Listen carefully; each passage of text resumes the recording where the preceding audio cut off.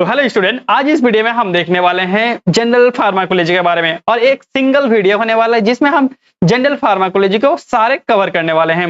तो general pharmacology के related जितने भी सारे डाउट्स हैं वो सारा कवर करने वाले हैं इस सिंगल वीडियो में। तो इस वीडियो को शुरू से लास्ट तक देखो, इस जितने भी सारे डाउट्स होता है तुम्हारे जनरल फार्माकोलॉजी के रिलेटेड सारे डाउट क्लियर हो जाएगा।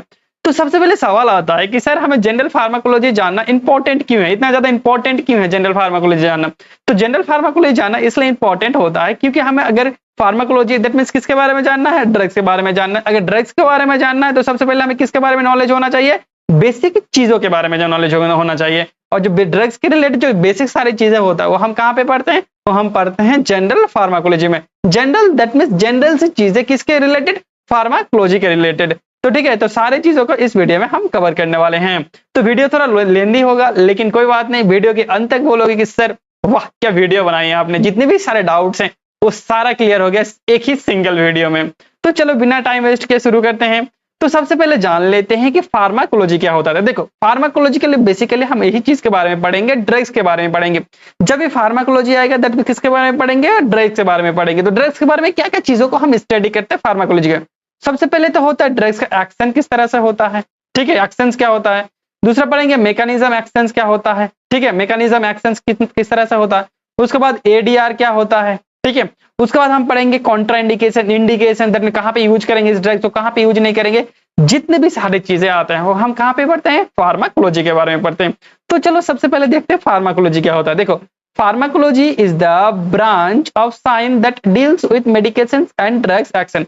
फार्माकोलॉजी एक साइंस का वो ब्रांच होता है जिसमें हम बेसिकली क्या करते हैं, मेडिसिन एंड देयर एक्शंस के रिलेटेड सारे डील्स करते हैं, ठीक है, मतलब पढ़ाई करते हैं। तो देखो pharmacology is derived and two Greek word. Pharmacology और जो वर्ड्स आया है वो कहां से आया है, वो ग्रीक वर्ड से मिलके बना होता है। तो देखो दो Greek word, Pharmacon that means हम जानते हैं ड्रग्स, लॉजेस दैट मींस हम जानते हैं नॉलेज। तो किसके बारे में, नॉलेज, ड्रग्स के बारे में नॉलेज लेते हैं। देखो pharmacology the study of the science of the drugs, that means drugs के पीछे जो साइंस होता है वो किसमें हम पढ़ते हैं, फार्माकोलॉजी में पढ़ते हैं। तो डी फार्म में पढ़ रहे हो या बी फार्म में पढ़ रहे हो, फार्माकोलॉजी सबसे ज्यादा इंपॉर्टेंट टॉपिक हो जाता है तुम्हारे एज ए कंपटीशन एग्जाम के लिए और तुम्हारे नॉलेज के लिए भी। दैट मींस हम बी फार्म पढ़ रहे हैं या डी फार्म पढ़ रहे हैं, दैट मींस हम किसके लिए पढ़े, फार्मेसी पढ़े, दैट मींस हमें किस चीज के बारे में नॉलेज होना बहुत जरूरी है, वो हमें ड्रग्स के बारे में नॉलेज होना बहुत ज्यादा जरूरी है। तो हम किसमें पढ़ते हैं, ड्रग्स के बारे में सारा फार्माकोलॉजी में पढ़ते हैं।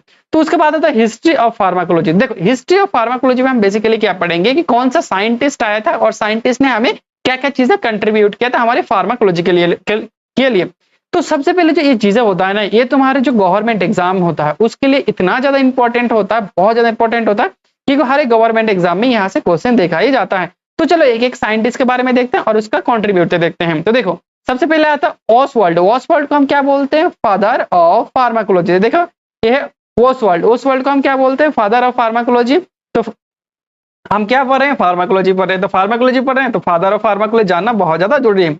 उसके बाद आता है रामनाथ चोपड़ा। रामनाथ चोपड़ा को हम बोलते हैं फादर ऑफ इंडियन फार्माकोलॉजी। क्या बोलते हैं, देखो जब भी बोलेगा ओसवाल्ड तब क्या आएगा, पूरी ऑल ओवर क्या बोलते हैं, फादर ऑफ फार्माकोलॉजी। लेकिन जब क्या इंडिया की बात आएगा तब हम क्या बोलेंगे, RN. Chopra. That means Ramnath Chopra sir को हम क्या बोलते हैं, फादर ऑफ फार्माकोलॉजी। उसके बाद आता है प्रूफ मोहदेव लाल श्रॉफ। मोहदेव लाल श्रॉफ को बोलते हैं फादर ऑफ फार्मेसी एडुकेशन। देखो मोहदेव लाल श्रॉफ को हम क्या बोलते हैं, मोहदेव लाल श्रॉफ को हम बोलते हैं फादर ऑफ फार्मेसी एडुकेशन, क्योंकि जो एडुकेशन सबसे पहले कौन लेके आया था, मोहदेव लाल श्रॉफ लेके आया था।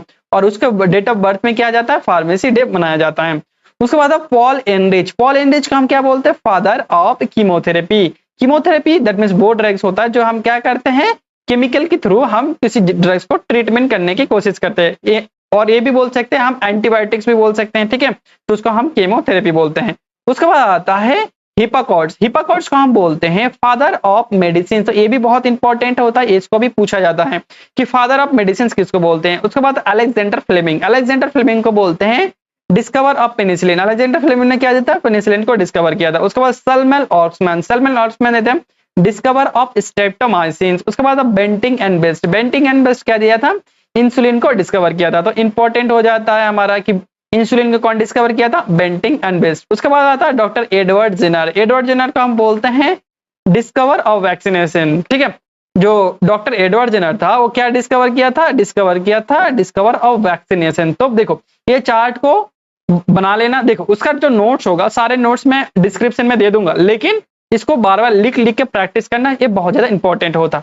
उसके बाद आता है कुछ टर्म्स जो फार्माकोलॉजी पढ़ेंगे, तो फार्माकोलॉजी के रिलेटेड हम कुछ बेसिक टर्म्स आता है।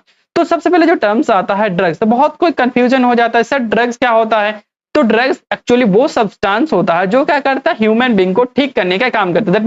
दैट मींस डायग्नोसिस करने का काम करेगा, ट्रीटमेंट करने का काम करेगा, क्योर करने का काम करेगा ह्यूमन और एनिमल्स में जो सब्सटेंस, उसी को हम बोलते हैं ड्रग। देखो ड्रग्स एज ए सब्सटेंस, कोई एक सब्सटेंस होगा जो क्या करेगा that used to prevent diagnosis treatment and cure of disease. क्या करेगा किसी डिजीज को डायग्नोसिस करने के लिए, ट्रीटमेंट करने के लिए और क्योर करने के लिए, ठीक करने के लिए यूज होगा उसे हम, और किस में होगा एनिमल्स और ह्यूमंस पे, उसे हम बोलते हैं ड्रग्स।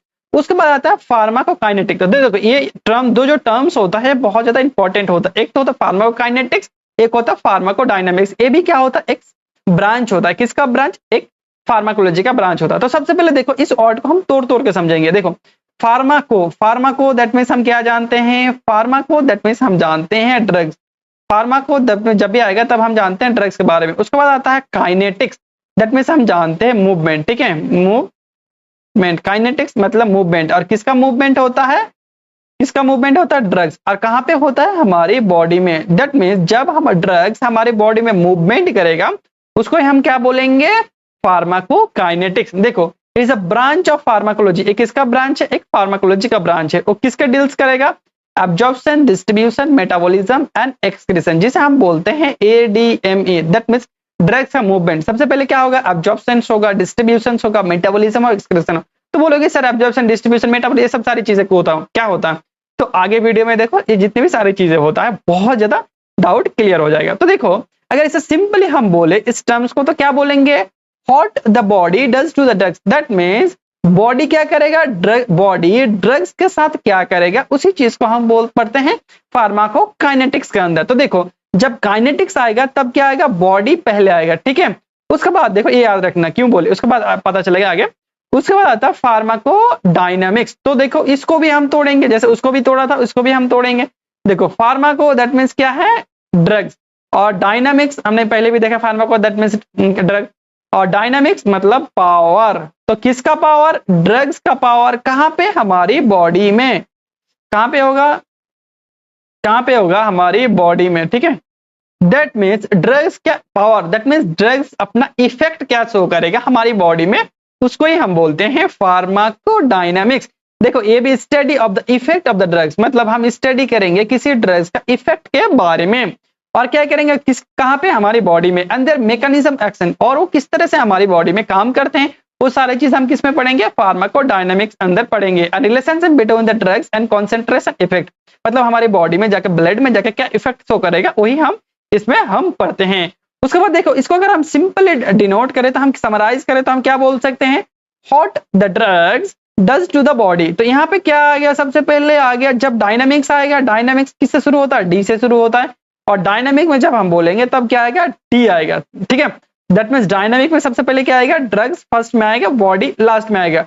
लेकिन जब हम काइनेटिक्स पढ़ रहे थे तब क्या आया था? तब बॉडी फर्स्ट में आया था और ड्रग्स लास्ट में आया था। तो ये जो डिफरेंस होता है इसमें बच्चे कंफ्यूजन हो जाता है, तो इसको अच्छे से याद रखो, इसमें कंफ्यूजन मत होना। उसके बाद आता है orphan drugs. Orphan drugs basically वो ड्रग्स होता है जिसको हम बेसिकली रेयर डिजीज के लिए यूज करते हैं, और गवर्नमेंट क्या करता है इसके लिए बहुत ज्यादा छूट भी देता है अपने टैक्स पे। ठीक है, तो देखो ऑर्फन ड्रग्स क्या होता है? That drugs that on drugs use in diagnosis and treatment and prevention of the rare disease. तो जब भी ऑर्फन ड्रग्स आएगा ये रेयर डिजीज याद कर लेना। ठीक है, ऑर्फन ड्रग्स किसके लिए होता है? ऑर्फन ड्रग्स यूज होता है रेयर डिजीज के लिए। तो उसमें हम कुछ कुछ ड्रग्स के बारे में भी देखते हैं। सुमाट्रिप्टेन हो गया तुम्हारा, डिजॉक्सिन एंटीबॉडी हो गया और नाइट्रेट हो गया। उसके बाद आता है एसेंशियल ड्रग्स। तो देखो एसेंशियल ड्रग्स एक्चुअली क्या करता है? गवर्नमेंट एक लिस्ट निकालते हैं, जारी करते हैं जिसके अंदर आता है एसेंशियल ड्रग्स। तो एसेंशियल ड्रग्स बेसिकली क्या होता है? एसेंशियल ड्रग्स वो ड्रग्स होता है जो कम कीमत में हर कोई पर्सन उसको खरीद सकता है और यूज कर सकते हैं। वो क्या होना चाहिए? इकोनॉमिकल होना चाहिए। ठीक है, ताकि वो ड्रग्स हर कोई खरीद सकते और अपने घर में रख सकते हैं और इजीली जब जरूरत पड़े उसको यूज कर सकते हैं, और वो सिंगल फॉर्मुलेशन में होना चाहिए। तो देखते हैं एसेंशियल ड्रग्स के अंदर क्या क्या प्रॉपर्टीज होना चाहिए। तो सबसे पहले जो एसेंशियल ड्रग्स होता है इफेक्टिव होना चाहिए, अच्छा होना चाहिए, और क्या होना चाहिए, इकोनॉमिक होना चाहिए, सस्ता होना चाहिए, ताकि हर कोई इसको खरीद सकता है। ठीक है, तो देखते और बार देख लेते हैं। According to WHO, ये कौन देता है? World Health Organization, the essential drugs which is the safety and health of the majority of the population। देखो यहाँ पे हमेशा आएगा मेजोरिटी। देखो जब भी एसेंशियल आएगा तब क्या करेगा? Majority of the population, that means ज्यादा से ज्यादा लोग उसको यूज कर सकते हैं ऐसा ड्रग्स। ठीक है, तो उसमें क्या होना चाहिए? तो इफेक्टिव मतलब अच्छा होना चाहिए, और क्या होना चाहिए? वो इकोनॉमिक होना चाहिए, तो सस्ता होना चाहिए। देखो कोई ड्रग्स कोई कैसे कब ले सकता है? जब वो सस्ता हो। ठीक है, तभी ना कोई ले सकता है। अगर वो महंगा होगा तो हर कोई ले सकता है? नहीं ले सकता। तो सबसे पहले लेने के लिए सबसे पहले क्या होता है होना चाहिए? वो इकोनॉमिक होना चाहिए।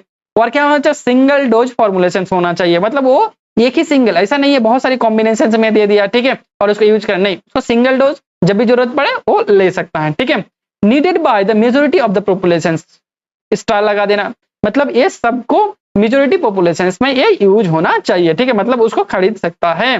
They must be available in all time, ये क्या होना चाहिए? हर टाइम प्रेजेंट होना चाहिए हमारे मेडिकल स्टोर में। ठीक है, और क्या होना चाहिए? देखो इसका एम क्या होता है? इसको बेसिकली WHO क्यों इसको एसेंशियल मेडिसिन में रखा है और क्यों ऐसे एसेंशियल का लिस्ट जारी करता है?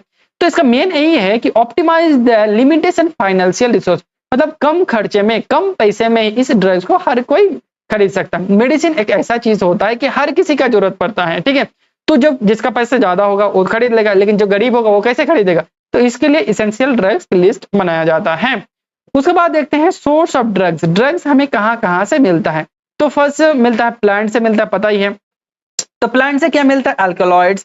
ठीक है, अल्कलॉइड्स जब फर्स्ट ईयर में पढ़ोगे कि अल्कलॉइड्स क्या होता है, सारा डाउट क्लियर होगा। अल्कलॉइड्स में क्या मिलता है? कोकेन मिलता है और इमेटिन मिलता है। और अगर हम ग्लाइकोसाइड, अल्कलॉइड होता है, ग्लाइकोसाइड होता है, वोलाटाइल्स होता है, ट्रपीन्स होता है। ठीक है, तो क्या होता है ग्लाइकोसाइड में? क्या मिलता है? डिजॉक्सिन, जो क्या होता है CHF को बढ़ाता है, हार्ट फेलियर में यूज होता है। ग्लाइसोराइजिन। ठीक है, उसके बाद एनिमल्स से हमें क्या मिलता है? इंसुलिन मिलता है, और क्या मिलता है? हेपरिन मिलता है। उसके बाद मिनरल्स से क्या मिलता है? फेरस सल्फेट और मैग्नीशियम सल्फेट मिलता है। उसके बाद आता है माइक्रो ऑर्गेनिज्म जैसे फंगी हो गया, बैक्टीरिया हो गया, तो उसमें से हम क्या मिलता है? पेनिसिलिन और स्ट्रेप्टोमाइसिन। उसके बाद आता है सेमी सिंथेटिक, दैट मींस उसमें नेचुरल भी होगा और क्या होगा? केमिकल भी होगा। उसमें क्या होगा? हाइड्रोमॉर्फिन। उसके बाद आता है सिंथेटिक, जो बेसिकली केमिकल से बनाया जाता है। तो क्या होता है सिंथेटिक में? कौन आएगा? एस्पिरिन और पैरासिटामोल। उसके बाद जेनेटिक इंजीनियरिंग में बेसिकली क्या आता है? इंसुलिन आता है, हेपेटाइटिस बी आता है और वैक्सीन आता है। तो सोर्स ऑफ ड्रग्स याद रखना। उसके बाद आता है एक इंपॉर्टेंट टॉपिक जो होता है रूट ऑफ ड्रग एडमिनिस्ट्रेशन। तो सबसे पहले जानते हैं कि रूट ऑफ ड्रग एडमिनिस्ट्रेशन क्या होता है। तो इस वर्ड को तोड़ो, क्या लिखा है यहाँ पे? रूट 3 वर्ड से बना होता है, ड्रग्स और क्या होता है? एडमिनिस्ट्रेशन। तो रूट दैट मीन्स हम क्या जानते हैं? किसी भी रास्ता, दैट मीन्स वे बोल सकते हैं, रास्ता बोल सकते हैं। ड्रग्स दैट मीन्स क्या जानते हैं? मेडिसिन जानते हैं। और एडमिनिस्ट्रेशन दैट मीन्स लेना, ठीक है, किसी चीज को टेक करना, ठीक है, इनटेक करना। तो route of drug that means इसका पूरा समराइज करें तो क्या आएगा? मतलब इसका अगर समराइज करें तो क्या आएगा?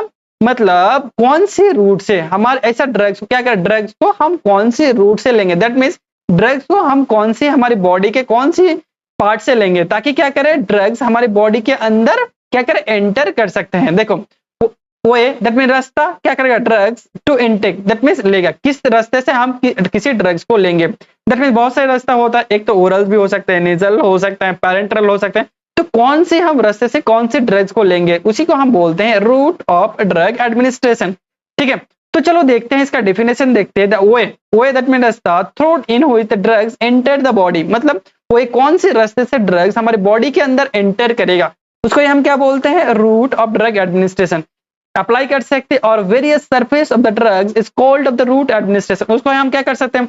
अप्लाई कर सकते हैं, स्प्रे कर सकते हैं, बहुत सारे रूट्स होता है, ठीक है, जो ड्रग्स हमारे बॉडी के अंदर जाएगा उसे हम बोलते हैं रूट ऑफ ड्रग एडमिनिस्ट्रेशन। ठीक है, उसके बाद आता है choice to appropriate route given the, ठीक है, बोथ ड्रग्स एंड पेशेंट। अगर हमें क्या करना है? एक अप्रोप्रिएट मतलब एक प्रॉपर रूट, अच्छा रूट अगर सिलेक्ट करना है तो हमें किस चीज के बारे में ध्यान रखना बहुत ज्यादा जरूरी है। सबसे पहले तो हमें ड्रग्स के बारे में ड्रग्स का और पेशेंट दोनों के ऊपर डिपेंड करता है कि कौन सा रूट हम कौन सी पेशेंट को देंगे। तो सबसे पहले देखो physical and chemical properties of the drugs. तो physical that means molecular size कितना होगा ड्रग्स का, केमिकल प्रॉपर्टीज उसके अंदर कौन सा एक्सिपेंट यूज किया गया, वो सारे डिपेंड करता है। उसके बाद emergency route of the drugs कौन सा, फर्स्ट एंड सोलो। मान के चलो कोई बेहोश है, ठीक है, तो उसको क्या देंगे हम, तो ओरल रूट से दे नहीं सकते। कोई इमरजेंसी कंडीशन है तो उसे हम क्या देंगे, हम पैरेंटल रूट देंगे। तो डिपेंड करता है कि कौन सा कंडीशन है, उसके बेस पे भी हम ड्रग्स को देते हैं। कंडीशन ऑफ द पेशेंट, फिर आगे कंडीशन, अगर वो अनकॉन्शियस है तो क्या देंगे उसको, हम पैरेंटल देंगे। अनकॉन्शियस है तो ओरल रूट से खा नहीं पाएगा, डायरिया, वोमिटिंग, ठीक है। तो कंडीशंस के ऊपर डिपेंड करता है कि कौन से रूट्स पे हम देंगे। उसके बाद होता है एज ऑफ द पेशेंट, अगर बच्चा है तो उसे कम देंगे डोज, अगर ज्यादा है, एज ज्यादा है तो एज के हिसाब से हम देंगे। उसके बाद होता है फर्स्ट पाथ मेटाबॉलिज्म। तो देखो फर्स्ट पाथ मेटाबॉलिज्म के कॉन्सेप्ट समझो। सबसे पहले ड्रग्स, ठीक है, ड्रग्स हमने लिया, फिर क्या गया, माउथ में गया, ठीक है, माउथ में एंटर किया, फिर क्या आ गया, इसोफेगस में गया, फिर कहाँ गया, स्टोमक में गया, ठीक है, फिर स्टोमक जा सकता है या इंटेस्टाइन में जा सकता है, फिर कहाँ होगा, ब्लड में जाएगा, अब्जॉर्ब होगा, फिर कहाँ जाएगा, साइट ऑफ एब्जॉर्प्शन में जाएगा। तो मान के चलो मैंने यहाँ से लेके यहाँ तक आते आते आते जो ड्रग्स का कॉन्सेंट्रेशन होता है वो क्या हो जाता है, डिक्रीज हो जाता है। मान के चलो मैंने यहाँ पे 100% ड्रग्स लिया, वहां पे आते आते क्या हो जाता है, ड्रग्स का कॉन्सेंट्रेशन 70% ही रह जाता है। तो जो ड्रग्स का कॉन्सेंट्रेशन गिरता है, जिसमें क्या होता है, हमारे थेरेपेटिक इफेक्ट के ऊपर भी इफेक्ट आता है, ठीक है, इफेक्ट पड़ता है, तो उसको ही हम बोलते हैं फर्स्ट पास मेटाबॉलिज्म।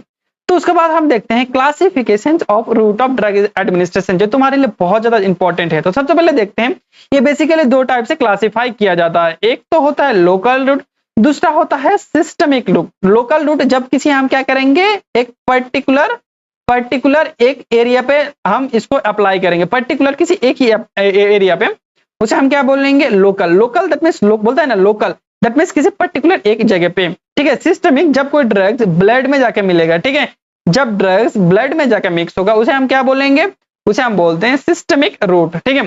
तो देखो जो ओरल रूट्स होता है बेसिकली 3 टाइप का होता है। एक तो टॉपिकल होता है, एक तो होता है डीपर टिश्यू होता है, एक होता है इंट्रा आर्टेरियल रूट्स होता है। और जो पैरेंटल रूट होता है वो बेसिकली दो, एक तो होता है सिस्टमिक रूट है वो बेसिकली 2 टाइप का होता है। एक तो हो गया तुम्हारा एंट्रल, और जो दूसरा होता है उसे हम बोलते हैं पैरेंटल। तो देखो एंट्रल और पैरेंटल में डिफरेंस क्या होता है। जो एंट्रल्स होता है वो क्या करता है, जीआईटी को क्रॉस करके जाता है, ठीक है। और जो पैरेंटल होता है वो क्या करता है, जीआईटी को क्या करता है, बाईपास कर देता है। क्या कर देता है, बाईपास कर देता है। देखो वर्ड में ही छुपा है para plus enteral. Para that means bypass, enteral मतलब जीआईटी। जब जीआईटी को क्या करेगा, बाईपास करेगा, और ये ड्रग्स क्या होगा, जीआईटी होके जाएगा। तो देखते हैं एंट्रल में कौन सा रूट होता है। देखो ओरल रूट, ओरल जब भी ड्रग्स लेते हैं तो क्या कहते हैं, जीआईटी होके ही जाता है ना, तो ये जीआईटी होके जाता है। उसके बाद आता है सबलिंगुअल और क्या आता है, रेक्टल। तो हर एक ड्रग्स के बारे में पढ़ेंगे आगे चल के ब्रीफली। उसके बाद आता है इंजेक्टेबल, और आता है जो पैरेंटल रूट होता है वो बेसिकली 2 टाइप का होता है। एक तो होता है इंजेक्टेबल हो गया तुम्हारा, ये दूसरा हो गया नॉन इंजेक्टेबल। जो नॉन इंजेक्टेबल आता है उसका बाद क्यूटेनियस आता है और आता इनहेलेशन आता है, तो आगे देखेंगे। उसके बाद जो इंजेक्टेबल होता है वो भी बेसिकली कितने टाइप का होता है, इंट्राऑक्यूसाइट जो आंखों में देते हैं, intra subcutaneous, intra muscular, intravenous और इंट्राडर्मल। तो एक एक करके सारी चीजों को पढ़ेंगे, टेंशन मतलब। उसके बाद सबक्यूटेनियस का भी कुछ टाइप होता है जिसको हम डर्मोजिट बोलते हैं। देखो डर्मोजिट एक न्यू टेक्निक होता है जिसमें हम क्या करते हैं, प्रेशर के थ्रू बहुत ड्रग्स को हम बॉडी के अंदर अप्लाई करने की कोशिश करेंगे। उसके बाद आता है, उसके बाद प्लेट इम्प्लांटेशन। प्लेट इम्प्लांटेशन क्या होता है, एक क्या होता है, देखो न्यूली टेक्निक होता है जिसमें हम क्या करते हैं, बहुत सारे ड्रग बेसिकली हार्मोन्स को अप्लाई करते हैं। बहुत सारे हार्मोन्स को क्या करते हैं, मतलब एक पैकेट में पुट करते हैं, फिर क्या करते हैं उसको हमारी बॉडी में अप्लाई कर देते हैं, इम्प्लांट कर देते हैं, उसका हम बोलते हैं प्लेट इम्प्लांटेशन।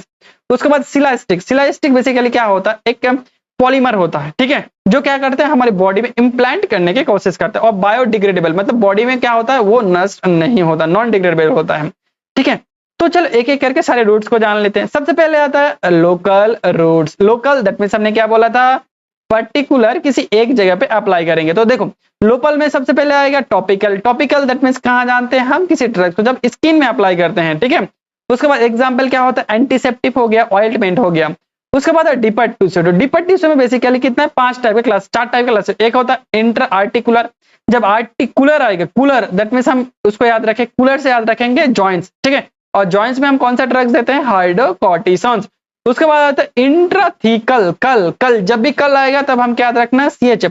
जब ड्रग्स को हम क्या देंगे, सेरिब्रल स्पाइनल फ्लूइड में देंगे, उसे हम बोलते हैं इंट्राथीकल, ठीक है। तो उसमें बेसिकली 20 mg से हम ज्यादा ड्रग्स हम इंजेक्ट करते हैं, ठीक है। उसके बाद आता है तुम्हारा 20 से कम देते हैं, ठीक है। उसके बाद आता है तुम्हारा एग्जाम्पल लिडोकैन, ठीक है। लिडोकैन हम बेसिकली किस लिए देते हैं, लिडोकैन एक लोकल एनेस्थेसिया होता है, ठीक है। उसके बाद आता है रेट्रो बर्बर, रेट्रो बर्बर दैट मींस आई में देते हैं। जब कोई ड्रग्स को हम क्या करते हैं, आई में देते हैं। जब कोई ड्रग्स हम कहाँ देते हैं, आई में देते हैं, उसे हम क्या बोलते हैं, रेट्रो बर्बर। और रेट्रो बर्बर हम क्या देते हैं, एनेस्थेसिया देखते हैं जब आई का सर्जरी कर लिया, ठीक है।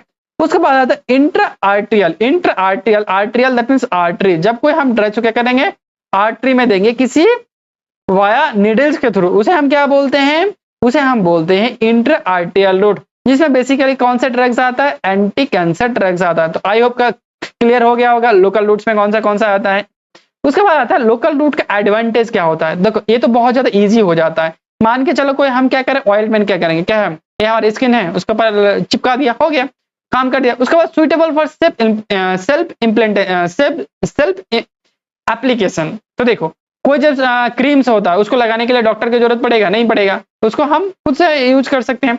उसके बाद मिनिमाइज द साइड इफेक्ट, इसमें साइड इफेक्ट भी कम होता है क्योंकि ये क्या होता है, ब्लड में जा नहीं जाता, ये क्या करता है, पर्टिकुलर किसी एक जगह पे जाता है। तो साइड इफेक्ट होगा भी तो किसी पर्टिकुलर एक जगह पे होगा, लेकिन जब ब्लड में होगा तब क्या होगा, पूरी बॉडी में होगा। तो इसमें साइड इफेक्ट भी बहुत कम होता है। उसके बाद डिसएडवांटेज, इसके साथ डिसएडवांटेज क्या है, इसके साथ डिसएडवांटेज यही है कि इरिटेशन कॉज करना स्टार्ट कर देता है।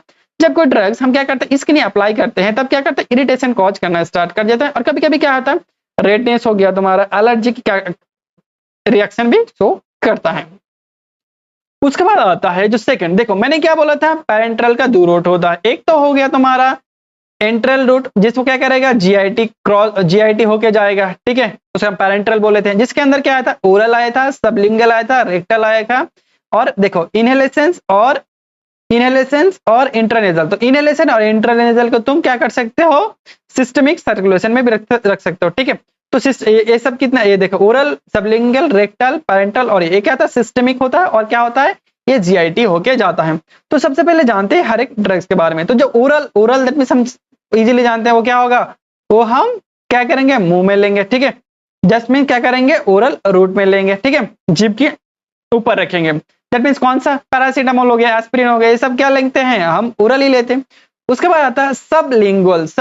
देखो जब कोई ड्रग्स हम क्या करते हैं, बिलो द टंग्स, देखो ये टंग्स के नीचे जब रखते हैं तब उसे हम क्या बोलते हैं, सबलिंगुअल। तो याद रखना, इसमें पूछा जाता है कॉम्पिटिशन एग्जाम में कि सबलिंगुअल ड्रग्स को कौन से रूट से देते हैं, वो देते हैं हम बिलो द टंग। और इसमें सबसे जो इंपॉर्टेंट क्वेश्चन आता है वो कौन सा ड्रग्स होता है, सबसे इंपॉर्टेंट ड्रग्स याद रखना, नाइट्रोग्लिसरीन। ये इंपॉर्टेंट है तुम्हारे एग्जाम के लिए, याद रखना।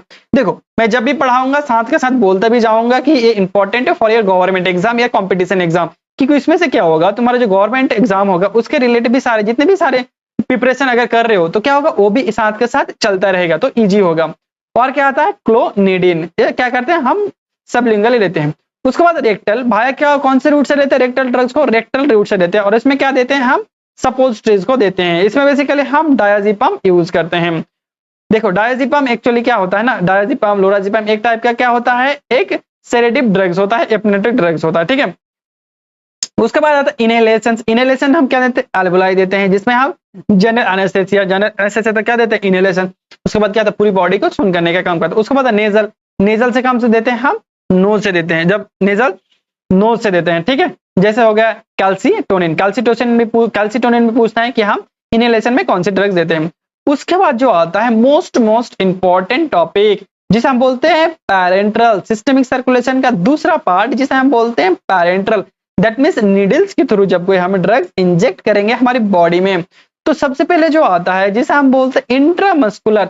तो देखते हैं इंट्रामस्कुलर कहाँ देते हैं, इंट्रामस्कुलर हम देते हैं मसल्स में देते हैं। और जब देते हैं उसका एंगल कितना होना चाहिए, उसका एंगल होना चाहिए 90 डिग्री, पूछता है, ठीक है। और इसमें क्या कहाँ पे देते हैं, डेल्टॉइड मसल्स में देते हैं, एंग्लूटाइड मसल्स में देते हैं, ठीक है। और उसका अमाउंट कितना होना चाहिए, 2 से 4 ml होना चाहिए। और इसमें हम बेसिकली एड्रेनालिन देते हैं। देखो इस तरह से देते हैं।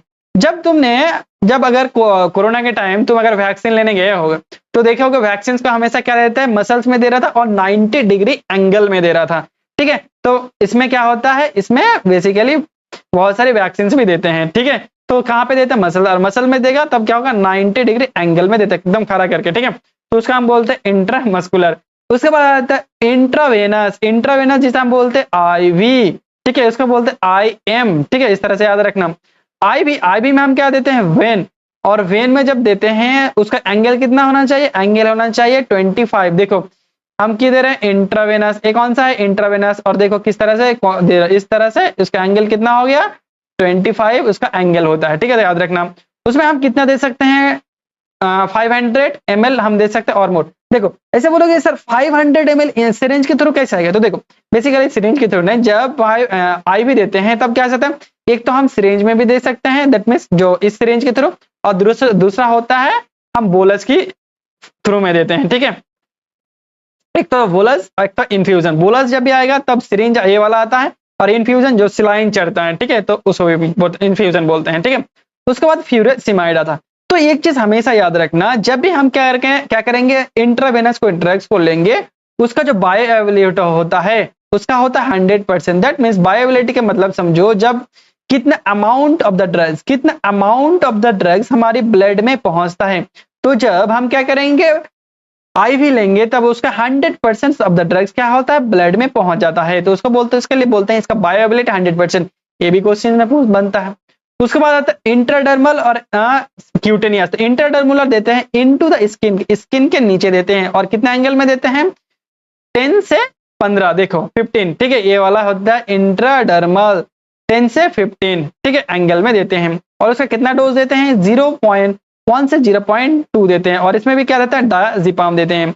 उसके बाद आता है सबक्यूटेनियस। इसमें एक एग्जांपल आएगा, बहुत इंपॉर्टेंट होगा, ठीक है। देखो सबक्यूटेनियस बेसिकली देते हैं drugs deposit into loose subcutaneous tissue. कहां पे देते हैं हम, सबक्यूटेनियस टिश्यू में देते हैं। और इसमें हम क्या डर्मोजिट बोला था, प्लास्टिक बोला था, इम्प्लांटेशन बोला था, और प्लेटलेट इम्प्लांटेशन बोला था, और सिलास्टिक हमने बोले थे। उसके बाद देखते हैं इसका एंगल कितना होना चाहिए, एंगल होना चाहिए 45 डिग्री होना चाहिए। इसमें बेसिकली देखो सबसे जो इंपॉर्टेंट होता है, इसमें होता है तुम्हारा इंसुलिन। इंसुलिन कौन से रूट से देते हैं हम, सबक्यूटेनियस से पूछता है, और कौन सा टेस्टोस्टेरोन। उसके बाद और एक ड्रग्स याद रखना, ठीक है, तो यहाँ पे तो मैंने बता ही दिया कि कौन सा याद रखना। उसके बाद और एक बोला था, हाँ यहाँ पे याद रखना, इसका याद रखना, एक उसको याद रखना इसका, कि नाइट्रोग्लिसरीन जो देते हैं वो कहाँ पे देते हैं, हम सबलिंगुअली देते हैं। और जो तुम्हारा इंसुलिन आता है वो हम कहाँ देते हैं, वो हम देते हैं सबक्यूटेनियस रूट से। तो ये वाला डायग्राम भी याद रख लेना, अगर एग्जाम में बना लोगे तो अच्छा नंबर मिल जाएगा, और इसको तो लिखना ही है। उसके बाद हम देखते हैं कुछ एडवांटेज के बारे में। तो देखो ये क्या होता है, बहुत फास्ट एक्शन होता है, क्विकली काम करता है, उसका एक्यूरेसी 100% होता है, गुड फॉर इमरजेंसी पेशेंट होता है, given in the large volume में देता है, यूज फॉर द इरिटेशन, जिसका स्किन में इरिटेशन होता है उसको भी हम इसको दे सकते हैं, ठीक है। देखो इसको याद करने की बहुत जरूरी नहीं है कि मैंने जो बोला उसको याद करना है, ऐसा नहीं है, तुम इसको बना के भी लिख सकते हो। उसके बाद स्किल रिक्वायर्ड, अगर जो पर्सन देगा उसको एक्सपीरियंस होना चाहिए, स्किल होना चाहिए। रिस्क ऑफ इन्फेक्शन, इसमें क्या हो जाता है, ब्लड में जाता है, इसकी इन्फेक्शन बढ़ जाता है। Once given can not be take back, एक बार ब्लड में चला गया तो उसको क्या कर देना, बैक करना बहुत ज्यादा मुश्किल हो जाता है। और क्या ये वेन को डैमेज कर सकता है, बार बार अगर हम किसी ड्रग को IV में देते हैं तो वेन को डैमेज करता है, कभी पैरालिसिस भी कर देता है। और एक्सेसिव में लेते हैं तो क्या कहता है, ये क्या होता है, एक्सपेंसिव होता है, ये as compare to oral route, topical route, ये क्या होता है, थोड़ा महंगा होता है। तो चलो उसके बाद देखते हैं फार्माकोकाइनेटिक स्टार्ट करते हैं। तो फार्माकोकाइनेटिक में बेसिकली हम किस चीज के बारे में पढ़ाई करते हैं, तो देखो फार्माको मैंने पहले ही बोला था, फार्माको दैट मीन्स क्या है, ड्रग्स है, और काइनेटिक दैट मीन्स ड्रग्स का मूवमेंट होता है। तो ड्रग्स का मूवमेंट हमारे बॉडी में किस तरह से होता है, उसी चीज के बारे में हम स्टडी करते हैं फार्माकोकाइनेटिक्स में। तो देखो pharmacokinetics is the drive the Greek word, कहां से है, ग्रीक वर्ड, किस से बना था, फार्माकॉन दैट मीन्स ड्रग्स, और kinesis that means movement, that means drugs का मूवमेंट कैसा होगा हमारी बॉडी में, उसको ही हम बोलते हैं फार्माकोकाइनेटिक्स। तो बेसिकली इसके अंदर हम क्या पढ़ते हैं, ADME, अब्जॉर्प्शन, डिस्ट्रीब्यूशन, मेटाबॉलिज्म और एक्सप्रेशन। तो चलो देखते हैं अब्जॉर्प्शन क्या होता है, डिस्ट्रीब्यूशन क्या होता है, मेटाबॉलिज्म, एक्सप्रेशन, सारे जितने भी डाउट्स है सारे कवर करने वाले तुम्हारा। सबसे पहले देखो हम क्या होता है, ड्रग्स को लेते हैं, ठीक है, ड्रग्स को लेने के बाद क्या होगा, वो ब्लड में जाएगा, ठीक है, ड्रग्स के लिया, ड्रग्स लेने के बाद माउथ से लिया, माउथ से लेने के बाद मान के चलो अज्यूम कर लो माउथ से ले रहे, ठीक है, लेने के बाद क्या हो जाएगा, वो ड्रग्स कहाँ जाएगा, ड्रग्स जाएगा हमारी ब्लड में। तो ड्रग्स लेने के बाद जो ड्रग्स कहाँ जाएगा, ब्लड में जाएगा, वो जो पूरा प्रोसेस होता है उसे हम क्या बोलते हैं, अब्जॉर्प्शन। देखो from to site of administration, जहां से हमने लिया था वहां से जब प्लाज्मा दैट मींस ब्लड्स में पहुंचेगा उसे ही हम बोलते हैं अब्जॉर्प्शन। उसके बाद डिस्ट्रीब्यूशन को देखते हैं, डिस्ट्रीब्यूशन दैट मींस हमने क्या ब्लड में गया, ब्लड से वो क्या हो जाएगा, वेरियस ऑर्गन्स तक जाएगा, क्या जाएगा, वेरियस ऑर्गन्स तक जाएगा, उसको हम बोलते हैं डिस्ट्रीब्यूशन। देखो various tissue to organ reach करेगा, मतलब पहुंचेगा। उसके बाद आता है मेटाबॉलिज्म। उसके बाद क्या होता है, वेरियस ऑर्गन्स में गया, ऑर्गन्स में जाके क्या करेगा, अपना फार्माकोलॉजिकल एक्शंस करेगा। फिर फार्माकोलॉजिकल एक्शंस करने के बाद क्या होगा, बॉडी से तो बाहर भी होना है, तो बाहर के होने के लिए क्या करेगा, एक केमिकल चेंजेस करता है। क्या करता है, केमिकल चेंजेस करता है, उसे हम बोलते हैं मेटाबॉलिज्म। तो देखो यहाँ पे हम बेसिकली उसका जनरल पर है, एक एक एब्जॉर्प्शन, डिस्ट्रीब्यूशन, मेटा सारे हम एक एक करके पढ़ने वाले हैं। यहाँ पे हम उसका जनरल जान रहे हैं, ठीक है। उसके बाद एक्सक्रीशन दैट मींस बॉडी से बाहर हो जाना। किसके थ्रू बाहर होता है, urine, bile, sweat and saliva के थ्रू ड्रग्स क्या हो जाता है, बाहर हो जाता है। मेन जो होता है यूरिन के थ्रू निकलता है, ठीक है। तो बेसिकली इस तरह से हम क्या पढ़ते हैं, फार्माकोकाइनेटिक्स के बारे में पढ़ते हैं। तो चलो सबसे पहले जो स्टार्ट करते हैं उसे हम बोलते हैं एब्जॉर्प्शन। तो क्या होगा, ड्रग्स का एब्जॉर्प्शन। तो देखो मैंने क्या बोला, ड्रग्स का absorption that means drug site of administration, that means जिस साइड से लिए, हमने मुंह से लिए, हमने लोकल से लिए या पैरेंट्रल से लिए, ठीक है। वहां से लेने के बाद क्या होगा, जो ड्रग्स में पहुंचेगा, सॉरी ब्लड में पहुंचेगा, वो जो पूरा प्रोसेस होता है उसे हम क्या बोलते हैं, एब्जॉर्प्शन ऑफ द ड्रग्स, ठीक है। तो देखो, तो देखेंगे हम सबसे पहले कि एब्जॉर्प्शन इज द क्या होता है, movement of the drugs and site of administration to the systemic circulation. जहां से हमने लिया था, साइट जिस साइड से लिया था उस साइड से लेके जो systemic circulation, that means systemic circulation किसको बोलते हैं, ब्लड को। दैट मींस साइड्स क्या होता है, जिस साइड से लिया था उस साइड से लेके जो ब्लड से पहुंचने का जो प्रक्रिया होता है उसे हम क्या बोलते हैं, एब्जॉर्प्शन। एब्जॉर्प्शन मूवमेंट, किसका मूवमेंट होगा, ड्रग्स का into the blood stream after the administration. Drugs लेने के बाद जो ड्रग्स क्या करेगा, मूवमेंट करेगा ब्लड के अंदर, उसे हम बोलते हैं ड्रग्स एब्जॉर्प्शन। तो देखो साइट ऑफ एब्जॉर्प्शन की कौन से साइट में ड्रग्स एब्जॉर्प्शन होगा। तो देखो अगर वो ड्रग्स क्या होगा, कहां पे होगा, एक तो होगा स्टोमक में होता है, एक तो होता है इंटेस्टाइन में होता है। अगर वो ड्रग्स क्या है, एसिडिक है, तो कहां होगा, स्टोमक में होगा, याद रखना। अगर वो ड्रग्स बेसिक है तो कहां होगा, इंटेस्टाइन। अगर ड्रग्स क्या होगा, एसिडिक, तो कहां होगा, स्टोमक। अगर वो ड्रग्स बेसिक तो स्मॉल इंटेस्टाइन। तो देखो जो एसिडिक ड्रग्स होता है जैसे salicylic acid, barbiturate, salicylic acid that means aspirin, ठीक है, और more quickly unionised in stomach. देखो जब भी ड्रग्स क्या होगा, एब्जॉर्ब होगा, इसीलिए हमेशा याद रखना जब भी ड्रग्स एब्जॉर्ब होगा उसे क्या होना चाहिए, अनआयोनाइज होना चाहिए, अनआयोनाइज्ड होना चाहिए। दैट मींस उसका चार्ज 0 होना चाहिए, दैट मींस उसका चार्ज नहीं होना चाहिए। दूसरा क्या होना चाहिए, वो क्या होना चाहिए, लिपिड सॉल्युबल होना चाहिए, लिपिड सॉल्युबल होना चाहिए, तब भी क्या होगा, ड्रग्स हमारी एब्जॉर्ब होगा, ठीक है। वहीं पे अगर ड्रग्स का क्या होना है, देखो ये होगा, देखो लिपिड सॉल्युबल जब होगा, लिपिड सॉल्युबल, देखो लिपिड सॉल्युबल होगा तो क्या होगा, ड्रग्स इजीली क्विक होगा, लेकिन हाँ इजीली क्या होगा, वो एब्जॉर्ब होगा। लेकिन अगर अनआयोनाइज नहीं होगा तो ड्रग्स एब्जॉर्ब नहीं होगा, ठीक है। और देखो जब एक्सक्रीशंस की बात आएगा, दैट मींस बॉडी से जब बाहर होगा, तब क्या होगा, ड्रग्स क्या होगा, ionised drugs are more excrete, ठीक है। तो याद रखना, मतलब जब क्या होगा, अनआयोनाइज्ड ड्रग्स क्या होता है, इजीली एब्जॉर्ब होता है, और जो अनआयोनाइज्ड ड्रग्स इजीली एब्जॉर्ब होता है, और जो आयोनाइज्ड ड्रग्स होता है वो इजीली क्या हो जाता है, एक्सक्रीट आउट हो जाता है। तो सबसे पहले जानते हैं क्यों होता है। तो देखो हमारे क्या होता है, जो बायोलॉजिकल मेम्ब्रेन होता है, ठीक है, बायोलॉजिकल मेम्ब्रेन क्या होता है, यहाँ पे अगर क्या होगा, चार्ज होगा तो क्या होगा, बायोलॉजिकल मेम्ब्रेन क्या करता है, उसको रिपल्स करता है, ठीक है। दैट मींस उसको सेल के अंदर नहीं आने देता, और उसका चार्ज अगर नहीं होता है तो क्या होता है, वो इजीली सेल्स के अंदर, देखो अगर चार्ज नहीं होगा तो इजीली आ जाएगा, और अगर चार्ज होगा तो क्या करेगा, रिपल्सन करेगा। तो अगर उसका सेल के अंदर आना है तो सेल के अंदर आएगा, तभी तो अपना एब्जॉर्प्शन, तभी क्या होगा, अपना फार्माकोलॉजिकल एक्शन होगा, तो तभी क्या होगा, अपना एक्शन शो करेगा। तो इसीलिए आयोनाइज्ड ड्रग्स क्या होता है, इजीली एब्जॉर्ब हो जाता है, और जो अनआयोनाइज्ड ड्रग्स होता है इजीली एक्सक्रीट आउट हो जाता है, ठीक है। तो उसके बाद देखो जो बेसिक ड्रग्स जैसे मॉर्फिन और क्विनिन क्या होता है, बेटर नॉन आयोनाइज, हमेशा याद रखना नॉन आयोनाइज, दैट मींस क्या होगा, अब्जॉर्ब होगा इजीली इन इंटेस्टाइन। अगर यहीं पे आ देता है आयोनाइज, ठीक है, तो आयोनाइज दैट मींस क्या होगा, वो अब्जॉर्ब नहीं होगा। अगर अनआयोनाइज दैट मींस वो अब्जॉर्ब होगा, ठीक है। उसके बाद देखते हैं मैकेनिज्म ऑफ एब्जॉर्प्शन। एब्जॉर्प्शन का मैकेनिज्म कौन सा होता है, ये बहुत इंपॉर्टेंट है, पूछता है।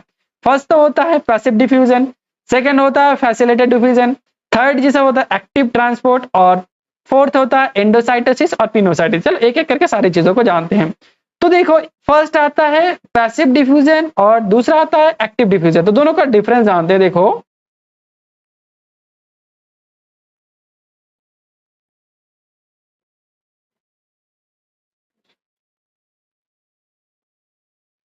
जब कोई ड्रग्स क्या करेगा, मान के चलो कोई एक हमें क्या दिया है, मतलब एक क्या है, बोल्टर है, ठीक है, मान के चलो एक पत्थर है, पत्थर को क्या करना है, मुझे ऊपर की तरह लेके जाना है, ठीक है, मतलब क्या है, सीढ़ी है, सीढ़ी की मुझे ऊपर लेके जाना है, ठीक है। दैट मीन्स क्या करना है, मुझे हाई कॉन्सेंट्रेशन से क्या करना है, लो कॉन्सेंट्रेशन से क्या करना, हाई कॉन्सेंट्रेशन की तरह लेके जाना है। तो क्या करेगा, मुझे उस टाइम क्या करेगा, एनर्जी क्या होगा, एनर्जी चाहिए। लेकिन जब वही पे बोलेगा कि मुझे एक क्या है, पत्थर है, ऊपर से क्या है, उसको नीचे फेंकना है, ऊपर से क्या है, नीचे फेंकना, तो हाई से लो फेंकना, तब उस टाइम एनर्जी लगेगा, मैं छोड़ दूंगा वो ऑटोमेटिकली नीचे आ जाएगा। तो उस टाइम एनर्जी चाहिए, नहीं चाहिए, उस टाइम एनर्जी हमें नहीं चाहिए। तो देखो ये होता है एक्टिव और ये होता है पैसिव। जब कोई ड्रग्स क्या करता है, हाई कॉन्सेंट्रेशन से क्या जाता है, लो कॉन्सेंट्रेशन से जाता है, उसे हम बोलते हैं कॉन्सेंट्रेशन ग्रेडियंट बोलते हैं। क्या बोलते हैं, कॉन्सेंट्रेशन ग्रेडियंट। हाई कॉन्सेंट्रेशन से लो कॉन्सेंट्रेशन जाता है उसे कॉन्सेंट्रेशन, वो क्या, कौन सा ड्रग्स फॉलो करता है, वो करता है कौन से, पैसिव डिफ्यूजन में। जब एक्टिव डिफ्यूजन होगा तब क्या होगा, हाई कॉन्सेंट्रेशन, लो कॉन्सेंट्रेशन से high concentration, that means against the concentration gradient में जाएगा, ठीक है। उस टाइम क्या होगा, एनर्जी की जरूरत पड़ेगा। तो आया समझ में कि एक्टिव क्या होता है और पैसिव क्या होता है। देखो पैसिव मोस्ट कॉमन मेथड होता है, सबसे ज्यादा ड्रग्स क्या होता है, पैसिव डिफ्यूजन में फॉलो करता है। ड्रग्स मूव क्या करे, हाई कॉन्सेंट्रेशन से लो कॉन्सेंट्रेशन। देखो पैसिव मैंने बोला कहां पे होगा, हाई टू लो, और ऊपर से नीचे जा रहा है, इसलिए क्या होगा, इस पे एनर्जी का जरूरत नहीं पड़ता। और द बेस क्या होगा, आयोनाइज और लिपिड सॉल्युबल। देखो ये क्या होता है, आयोनाइज और लिपिड सॉल्युबल के लिए बेस्ट होता है। जो आयन मैंने बोला, पहले ही बोला, आयोनाइज तो दैट मींस अब्जॉर्प्शन ज्यादा होगा, लिपिड सॉल्युबल उसका भी अब्जॉर्प्शन ज्यादा होता है। उसके बाद आता है एग्जांपल इथेनॉल और होता है बार्बिचुरेट। उसके बाद देखो एक्टिव ट्रांसपोर्ट, इसमें क्या होता है, एक तो कैरियर की जरूरत पड़ेगा, दूसरा क्या होगा, एनर्जी की जरूरत पड़ेगा। देखो जब ऊपर से नीचे से ऊपर जाएगा तो क्या होगा, एनर्जी का जरूरत पड़ा। उसको move the drugs against the concentration gradient. देखो मैंने क्या बोला, यहाँ पे कॉन्सेंट्रेशन ग्रेडियंट और यहाँ पे अगेंस्ट द कॉन्सेंट्रेशन ग्रेडियंट, ठीक है, मतलब नीचे से ऊपर जा रहा है, ठीक है। उस पर इंपॉर्टेंट फॉर द, इस किसके लिए होता है, आयोनाइज और और वाटर सॉल्युबल। तो मैंने पहले ही बोला जो अनआयोनाइज्ड ड्रग्स होता है वो क्या एब्जॉर्ब तो होगा, लेकिन क्या होगा, वो कम एब्जॉर्ब होगा, मतलब एब्जॉर्ब होने के लिए उसे बहुत ज्यादा मेहनत करना पड़ेगा, और वाटर सॉल्युबल को भी। और अगर वहीं पे अगर वो अनआयोनाइज्ड होगा तो जल्दी जल्दी हो जाएगा। उसके बाद कौन सा आता है, लिवोडोपा और सम अमीनो एसिड। उसके बाद ये दो जो सबसे इंपॉर्टेंट है, याद रखना। उसके बाद आता है फैसिलेटेड। फैसिलेटेड क्या होता है, देखो ये होता है पैसिव का एक टाइप होता है, जिसमें क्या होता है, देखो यूज कैरियर प्रोटीन। इसमें देखो इसमें सारा सेम होगा, ठीक है, ये सारा सेम होगा, बस इसमें क्या होगा, कैरियर प्रोटीन इसमें यूज होगा, बाकी सब सेम है। देखो इसमें भी क्या होता है, हाई कॉन्सेंट्रेशन लो कॉन्सेंट्रेशन, इसमें भी एनर्जी नहीं करता, इसमें बेसिकली क्या होता है, कैरियर का जरूरत पड़ता है। उसके बाद एंडोसाइटिस। देखो एंडोसाइटिस जब क्या करता है, कोई सेल क्या करता है, ड्रग्स को इंगल्फ कर लेता है, ठीक है, उसको बाद एंडोसाइटिस। और पिनोसाइटिस दैट मींस जब लिक्विड आएगा तब उसे बोलते हैं पिनोसाइटिस। तो इस तरह से याद रखना। उसके बाद देखते हैं फैक्टर अफेक्टिंग, ठीक है, एक होगा, ठीक है, फैक्टर अफेक्टिंग ड्रग एब्जॉर्प्शन। कौन सा फैक्टर होता है, तो ड्रग्स का प्रॉपर्टी, जैसा कि जितना सॉल्युबल होगा, घुलेगा ड्रग्स ब्लड में, उतना तो ज्यादा क्या होगा, उसका एब्जॉर्प्शन ज्यादा होगा। पार्टिकल साइज जितना छोटा होगा उतना एब्जॉर्ब होगा। लिपोफिलिसिटी जितना ज्यादा होगा उतना एब्जॉर्प्शन ज्यादा होगा। डिग्री ऑफ आयनाइजेशन जितना, मतलब अनआयनाइजेशन जितना होगा उतना क्या होगा, वो ड्रग्स सॉल्युबल होगा। फॉर्मुलेशन डोजेस फॉर्म के ऊपर डिपेंड करता है। जो टैबलेट होता है और पैरेंट्रल होता है, तो टैबलेट क्या होता है, उसका क्या होता है, सॉल्युबिलिटी क्या होता है, ब्लड में कम पहुंचता है, और ओरल में लेंगे उसका फास्ट फास्ट मेटाबॉलिज्म होगा। जो इंजेक्शन होता है वो जल्दी 100% भी पहुंच सकता है। तो उसके बाद पेशेंट फैक्टर, एज के ऊपर डिपेंड करता है, जीआईटी के डिपेंड करता है, ब्लड फ्लो की, जितना ज्यादा ब्लड फ्लो होगा उतना ज्यादा एब्जॉर्प्शन होगा। एडमिनिस्ट्रेशन की कौन सा हम रूट से ले रहे हैं, ओरल रूट से लेंगे तो क्या होगा, फर्स्ट पास मेटाबॉलिज्म आएगा तो एब्जॉर्प्शन कम होगा। सबलिंगुअल लेंगे तो जल्दी जल्दी होगा।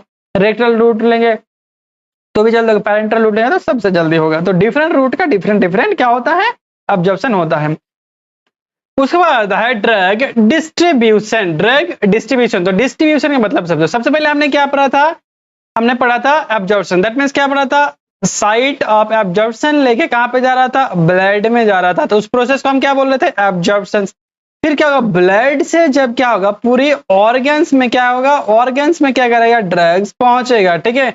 क्या करेगा, ब्लड से क्या करेगा, जब पूरी ऑर्गन्स में पहुंचेगा उसे हम क्या बोलते हैं, ड्रग्स डिस्ट्रीब्यूशन। दैट मींस क्या हो गया, ब्लड से ड्रग्स डिस्ट्रीब्यूट हो गया हर एक ऑर्गन्स में जहां पे चाहिए था, ठीक है, उसको हम क्या बोलते हैं, ड्रग डिस्ट्रीब्यूशन। तो देखो drug distribution the pharmacology refer to the process, एक टाइप का क्या होता है प्रोसेस होता है जिसमें क्या होता है drugs move from the blood stream into the tissue और ऑर्गन्स। इसमें क्या होता है ड्रग्स ब्लड से क्या होता है टिश्यू ऑर्गन्स तक पहुंचता है, ठीक है, of the body after has been absorb. और किसके बाद होता है ये प्रोसेस अब्जॉर्प्शन के बाद होता है, ठीक है। तो क्या होता है बेसिकली समझो, जब हम ड्रग्स लिया, ड्रग्स क्या ब्लड में गया, ब्लड से जाने के बाद क्या होगा हर एक ऑर्गन में जब डिस्ट्रीब्यूट हो जाएगा उसे हम बोलते हैं ड्रग डिस्ट्रीब्यूशन। तो क्या होता है इट इज अ की पार्ट ऑफ द फार्माकोकाइनेटिक्स, किसका पार्ट होता है फार्माकोकाइनेटिक्स का पार्ट होता है in which involve the absorption distribution metabolism and excretion. तो सबसे पहले देखो ये प्रोसेस होता क्या है, तो सबसे पहले जानते हैं ये क्या तो ब्लड में दैट मींस क्या हो गया, ये क्या हो गया ब्लड में है दैट मींस क्या हो गया एब्जॉर्प्शन, ठीक है, एब्जॉर्प्शन ये हुआ इतना तक हुआ। तो एब्जॉर्प्शन होने के बाद देखो ये होता है ड्रग्स, ये क्या होता है ड्रग्स, और ये होता है प्रोटीन बाइंडिंग ड्रग्स, ठीक है। तो ड्रग्स क्या होता है प्रोटीन बाइंडिंग ड्रग्स क्या होता है आगे जाके समझेंगे। तो देखो ड्रग क्या होता है एक कैपिलरी वेल होता है जिसके अंदर क्या होता है ब्लड फ्लो होता है, फिर क्या होता है कैपिलरी ऑयल को क्रॉस करके क्या करता है ड्रग्स एक्स्ट्रा सेलुलर फ्लूइड से जाता है। तो देखो एक्स्ट्रा सेलुलर फ्लूइड क्या होता है कैपिलरी और सेल मेम्ब्रेन के बीच में जो गैप रहता है उसे ही हम बोलते हैं एक्स्ट्रा सेलुलर फ्लूइड। देखो ये एक्स्ट्रा सेलुलर फ्लूइड क्या होता है सेल से बाहर होता है, सेल के बाहर जो फ्लूइड होता है एक्स्ट्रा सेलुलर फ्लूइड, और ये क्या होता है इंट्रासेलुलर फ्लूइड होता है, सेल के अंदर जो फ्लूइड होता है इंट्रासेलुलर फ्लूइड। और जब ड्रग्स को क्या करना है अपना फार्माकोलॉजिकल एक्शन शो करना है वो ड्रग्स को कहां जाना है एक्स्ट्रा सेलुलर फ्लूइड से इंट्रासेलुलर फ्लूइड में जाएगा तभी क्या करेगा ड्रग्स अपना एक्शन शो करेगा। तो देखो जो ड्रग्स का क्या होगा मॉलिक्यूलर साइज होगा 50 डाल्टन, वो क्या करेगा ऑटोमेटिकली ड्रग्स क्या करेगा अपना इंट्रासेलुलर फ्लूइड में चला जाएगा। देखो जो लाइपोफिलिक ड्रग्स होता है वो क्या होता है और 500 डाल्टन से 50 डाल्टन से 60 डाल्टन जो ड्रग्स होगा क्या होगा वो पैसिव डिफ्यूजन के थ्रू क्या हो जाएगा इंट्रासेलुलर फ्लूइड के अंदर आएगा, दैट मींस सेल के अंदर आ जाएगा।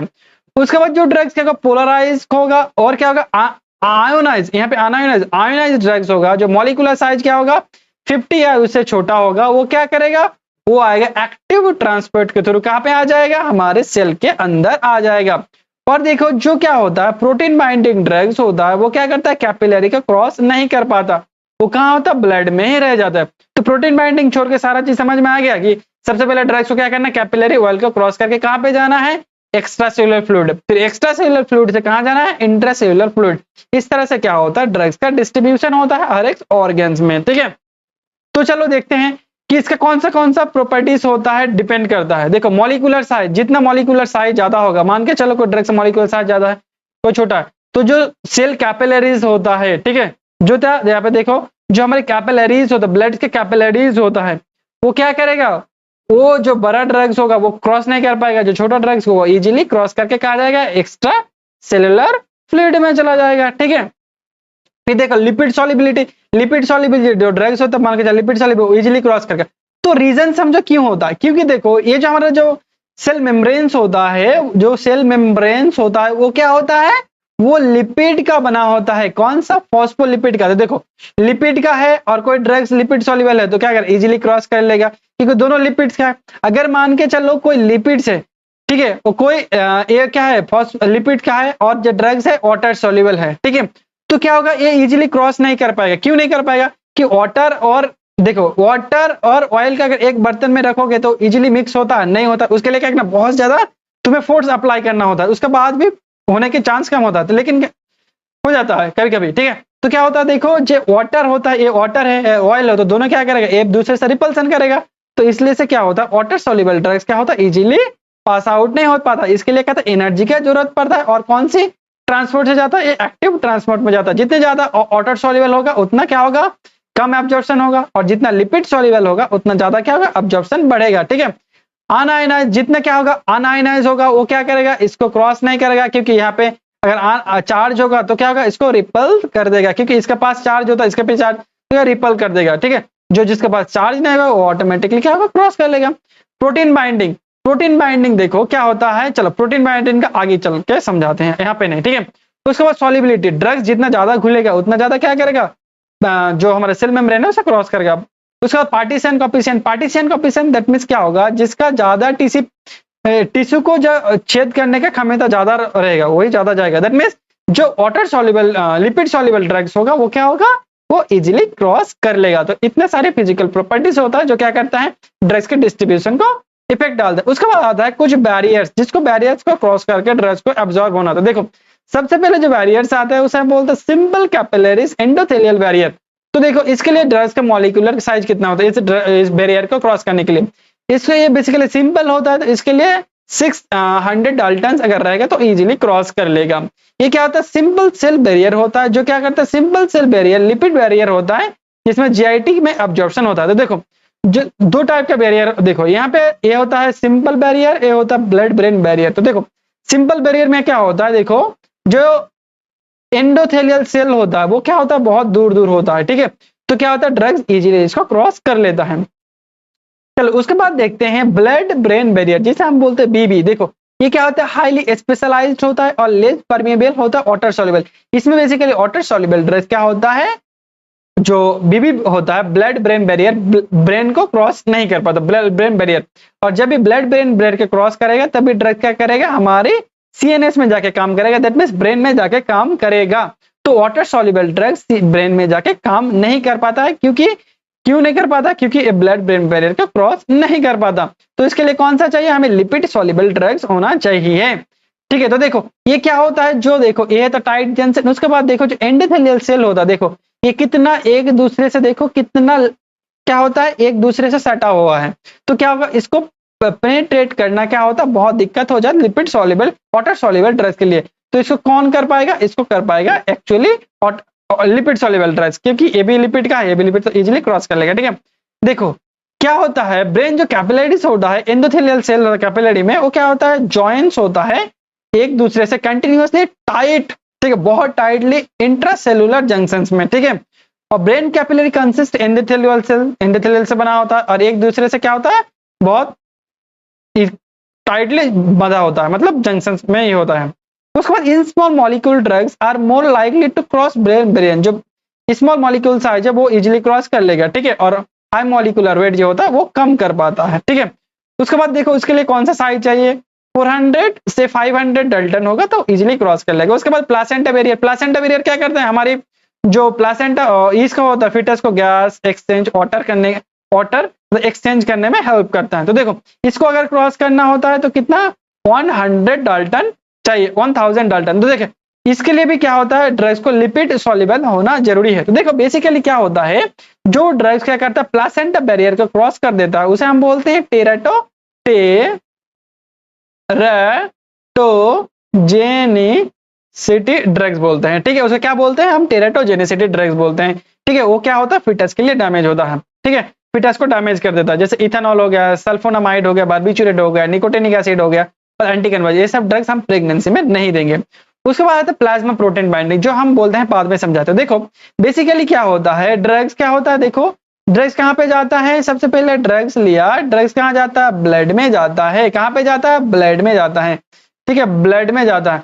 और ब्लड में क्या प्रेजेंट होता है, प्रोटीन प्रेजेंट होता है, क्या प्रेजेंट होता है, प्रोटीन। तो देखो ब्लड में क्या है प्रेजेंट, देखो ये गया, ये होता है ड्रग्स, ये हो गया मान के चलो ड्रग्स, और ब्लड में प्रेजेंट होता है प्रोटीन, ब्लड में प्रेजेंट होता है प्रोटीन, ठीक है। तो क्या होगा, ड्रग्स, ये हो गया ड्रग्स, ये हो गया प्रोटीन। तो क्या हो गया, ड्रग्स प्रोटीन क्या करता है, एक कॉम्प्लेक्स बना देता है, कॉम्प्लेक्स फॉर्मेशन कर देता है, जिसके वजह से क्या होता है, इसका मॉलिक्यूलर जो साइज होता है वो देखो पहले इतना था और दोनों मिलके क्या हो गया, इतना ज्यादा हो गया मॉलिक्यूलर साइज। तो क्या होगा, मॉलिक्यूलर साइज में क्या हो गया, तो बड़ा हो जाता है, जिसके वजह से क्या होता है, जो सेल मेम्ब्रेन होता है उसको क्रॉस नहीं कर पाता है, कितना, प्रोटीन बाइंडिंग ड्रग्स। और इसको ही बोलते हैं प्लाज्मा प्रोटीन बाइंडिंग। प्लाज्मा में क्या प्रेजेंट होता है, प्रोटीन, और जो हमारा ड्रग्स होता है दोनों एक साथ बाइंड हो जाता है, ठीक है, उसको ही बोलते हैं प्लाज्मा प्रोटीन बाइंडिंग। उसके वजह से क्या होता है, जो ड्रग्स का मॉलिक्यूलर साइज है वो बहुत बड़ा हो जाता है। अब बहुत बड़ा होगा तो इजीली क्या करता है, सेल मेम्ब्रेन को क्रॉस नहीं कर पाता। देखो तो देखो the binding of drugs plasma protein is reversible, एक टाइप का रिवर्सिबल प्रोसेस होता है, बाद में ये क्या हो जाता है, ये दोनों अलग भी हो जाता है। देखो the extend the order of the various plasma, देखो कौन सा प्लाज्मा होता है, एक तो होता है एल्बुमिन होता है, एक तो अल्फा ऑन ग्लाइकोप्रोटीन होता है, एक लाइपोप्रोटीन और ग्लोबिन। तो सबसे ज्यादा ड्रग्स बाइंड होता है किसमें, एल्बुमिन। तो देखो जो एल्बुमिन होता है किस तरह से याद रखना है, जो एल्बुमिन होता है तो एल्बुमिन के साथ याद रखना हमेशा जो एसिडिक ड्रग्स याद बाइंड होता है, एल्बुमिन के साथ कौन सा ड्रग्स, एसिडिक। तो ए से याद रखना ए, तो ए से क्या होगा, एसिडिक ड्रग्स, जैसे एस्पिरिन। उसके बाद आता है बेसिक ड्रग्स ऐड होता है, किसके साथ बाइंड करता है, अल्फा 1 ग्लाइकोप्रोटीन के साथ, इसके साथ बेसिक, ठीक है। तो एसिडिक ड्रग्स एल्बुमिन के साथ बाइंड होता है, और जो बेसिक ड्रग्स होता है किसके साथ, अल्फा 1 ग्लाइकोप्रोटीन के साथ बाइंड होता है। तो बेसिक ड्रग्स कौन सा होता है, इमिप्रामिन, अमीट्रिप्टालिन और लिडोकैन। तो ये इंपॉर्टेंट है बहुत ज्यादा कि प्लाज्मा प्रोटीन बाइंड किसको बोलते हैं, ठीक है। उसके बाद आता है ड्रग्स का मेटाबॉलिज्म। तो मेटाबॉलिज्म हम क्या बोले थे, मेटाबॉल देखो हमने क्या पढ़ा था अभी तक, एब्जॉर्प्शन पढ़ा था, उसके बाद हमने डिस्ट्रीब्यूशन पढ़ा था, उसके बाद हमने क्या पढ़ा था, डिस्ट्रीब्यूशन पढ़ा था, उसके बाद होता है मेटाबॉलिज्म। तो हर एक प्रोसेस में देखते हैं क्या क्या होता है। ये होता है ड्रग्स ब्लड में जब तक गया, ठीक है, ब्लड से क्या हो गया, ऑर्गन्स में गया, ठीक है, ऑर्गन्स में गया, ठीक है। उसके बाद क्या होना है, मान के ऑर्गन्स में क्या हो गया, अपना एक्शन, फार्माकोलॉजिकल एक्शन शो कर लिया ड्रग्स। उसके बाद क्या होना है, उस ड्रग्स को बॉडी से बाहर होना है। कि बाहर होना, क्यों बाहर होना, ये भी तो क्वेश्चन आता है कि सर क्यों बाहर होगा। क्योंकि मान के चलो कोई ड्रग्स अगर लंबे टाइम तक हमारे बॉडी में ही रह जाएगा तो क्या होगा, वो उसका टॉक्सिक इफेक्ट शो होना स्टार्ट हो जाता है, ठीक है। तो क्या हो जाना, उसको बाहर होना भी बहुत इंपॉर्टेंट होता। तो बाहर होने के लिए क्या करेगा, वो केमिकल चेंजेस करेगा, क्या करेगा, केमिकल का चेंजेस करेगा। तो केमिकल का चेंजेस क्यों करता है, मान के चलो ये जो ड्रग्स था जो हम लिया था, जो डिस्ट्रीब्यूशन हुआ था, वो क्या था, अनआयोनाइज था, क्या था, अनआयोनाइज था। तो ड्रग्स अगर अनआयोनाइज ही होगा तो क्या बॉडी में रह जाएगा, तो उसको चेंज होकर क्या होना पड़ेगा, आयोनाइज्ड होना पड़ेगा, तभी क्या करेगा, बॉडी से बाहर होगा। और इसको ही बोलते हैं केमिकल चेंजेस। अनआयोनाइज से क्या होगा, आयोनाइज में कन्वर्ट हो जाएगा, और इसको ही बोलते हैं केमिकल चेंजेस। और क्यों करते हैं, बॉडी से बाहर होने का पहले वाला स्टेप, बॉडी से बाहर होने के लिए वो क्या कर रहा है, प्रस्तुति ले रहा है, ठीक है, मतलब रेडी हो रहा है, उसको ही बोलते हैं हमारा मेटाबॉलिज्म। इसमें हम पढ़ने वाले मेटाबॉलिज्म, देखो इसको भी बोलते हैं बायो ट्रांसफॉर्मेशन भी बोलते हैं। इसमें बेसिकली क्या होता है, केमिकल ऑल्टरनेशन होता है। देखो किसमें ऑल्टरनेशन, नॉन पोलर जिसमें चार्ज नहीं होता, लिपिड में नॉन और जो होता है लिपिड सॉल्युबल कंपाउंड क्या हो जाता है, पोलर में, और नॉन लिपिड सॉल्युबल में कन्वर्ट हो जाता है। तो इसमें बेसिकली कॉन्सिक्वेंस क्या होता है, जो एक्टिव ड्रग्स होता है वो क्या होता है, इनएक्टिव में कन्वर्ट होता है, एक्टिव से इनएक्टिव में कन्वर्ट होता है, जैसे फिनोबार्बिटोन, मॉर्फिन और क्लोरामफेनिकोल। तो उसका जो एक्टिव ड्रग्स होता है वो क्या होता है, एक्टिव में कन्वर्ट होता है। देखो एक्टिव ड्रग्स बोलोगे सर एक्टिव की कन्वर्ट होगा, एक्टिव ड्रग्स क्या होता है, एक्टिव में कन्वर्ट होगा, एक्टिव कंपाउंड में कन्वर्ट होगा। उसके बाद क्या होता है, उसका जो फार्माकोलॉजिकल एक्शन होता है इनहांस करने का काम करता है। उसके बाद इनएक्टिव जो ड्रग्स होता है वो एक्टिव में कन्वर्ट होगा। बोलोगे सर इनएक्टिव कैसे एक्टिव में कन्वर्ट होगा, तो देखो इसमें आता है तुम्हारा प्रो ड्रग्स का कॉन्सेप्ट। क्या होता है, प्रो ड्रग्स का कॉन्सेप्ट आता है, जो क्या होता है हमारी बॉडी से जब बॉडी से बाहर रहता है तब क्या होता है, इनएक्टिव रहता है, और आफ्टर द मेटाबॉलिज्म वो क्या होता है, एक्टिव में कन्वर्ट हो जाता है, ठीक है। तो इसको हम बोलते हैं इनएक्टिव टू एक्टिव। तो कौन सा ड्रग्स, लिवोडोपा। लिवोडोपा क्या होता है, सबसे पहले होता है तुम्हारा कार्बिडोपा, कार्बिडोपा कन्वर्ट होकर लिवोडोपा बनता है। तो देखो जो मेटाबॉलिज्म होता है वो बेसिकली दो टाइप से होता है, दो टाइप का होता है, एक तो होता है फेज 1 रिएक्शन, दूसरा होता है फेज 2 रिएक्शन। तो एक एक करके समझते हैं। देखो सबसे पहले ड्रग्स हम लेंगे, ड्रग्स क्या होगा, फेज 1 रिएक्शन के थ्रू क्या होगा, बॉडी से एक्सक्रीट आउट होने की कोशिश करेगा। और जो फेज 1 रिएक्शंस को हम बोलते हैं फंक्शनल लाइफ ग्रुप में, दैट मींस यहाँ पे क्या होता है, फंक्शनल ग्रुप ऐड होता है, जैसे NH2 हो गया, ठीक है, H2 हो गया, ठीक है, ये सब क्या होता है, फंक्शनल ग्रुप होता है, ठीक है। देखो NH2 हो गया, उसके बाद हो गया तुम्हारा, उसके बाद हो गया तुम्हारा OH हो गया, ठीक है, OH हो गया, ये सब क्या होता है, फंक्शनल ग्रुप होता है, वो क्या होता है, ऐड होगा। उसके बाद क्या होता है, जो ड्रग्स फेज 1 में क्या होता है, एक्सक्रीट आउट नहीं कर पाता, वो क्या आता है, फेज 2 में आ जाता है, ठीक है। फेज 2 में क्या होता है, बॉडी का ही कुछ एंजाइम उसके साथ ऐड होता है, ठीक है। तो इस तरह से पूरा मेटाबॉलिज्म होता है। सबसे पहले तो क्या होता है, फेज 1 होता है, जो फेज 1 में जो ड्रग्स नहीं होता है वो फेज 2 में जाता है, ठीक है। देखो फेज 1 में नहीं हो पाया, डायरेक्ट क्या हो गया, फेज 2 में चला गया। तो चलो एक एक करके समझते हैं। जो फेज 1 रिएक्शन होता है उसे हम बोलते हैं फंक्शनलाइजेशन रिएक्शन, क्योंकि उसमें फंक्शनल ग्रुप ऐड होता है। देखो it is convert to the drugs for the more polar, that is introduction the क्या होता है, unmixing the functional group add होता है, जैसे OH, NH2 और SH। तो देखो इसमें कौन सा आता है, ऑक्सीडेशन आता है, रिडक्शन आता है, हाइड्रोलिसिस आता है, साइक्लाइजेशन और डिसाइक्लेशन। देखो ऑक्सीडेशन में क्या होता है, एडिशन ऑफ ऑक्सीजन और रिमूव ऑफ द हाइड्रोजन। तो इसमें कौन सा ड्रग्स आता है, याद करना। देखो फिनोबार्बिटोन, ठीक है, फिनोटोइन, फिनोबार्बिटोन और प्रोपैरानॉल। तो इसमें ट्रिपल P याद रखना है। उसके बाद रिडक्शन में क्या आता है, रिमूव ऑफ ऑक्सीजन और एडिशन ऑफ द हाइड्रोजन। इसमें क्या याद रखना, CM याद रखना। देखो C पे याद रखना क्लोरामफेनिकोल और M से रखना डाउन। उसके बाद हाइड्रोलाइसिस, जिसमें क्या होता है एडिशन ऑफ वाटर, ठीक है। तो इसमें कौन सा आता है, उसमें आता है एस्प्रिन आता है, ऑक्सीटोसिन आता है और प्रोकैन आता है। और एस्प्रिन याद रखना कहां से होता है, हाइड्रोलाइसिस से क्या हो जाता है, मेटाबोलाइज होता है। उसका साइक्लाइजेशन देखो, साइक्लाइजेशन किस तरह से होता है, साइक्लाइजेशन देखो, ड्रग्स पहले चेन फॉर्म में रहता है, फिर क्या होता है वो कन्वर्ट हो जाता है साइकिल में, ठीक है। देखो रिंग में, जब ड्रग्स रिंग में कन्वर्ट हो जाता है उसे हम बोलते हैं साइक्लाइजेशन, ठीक है।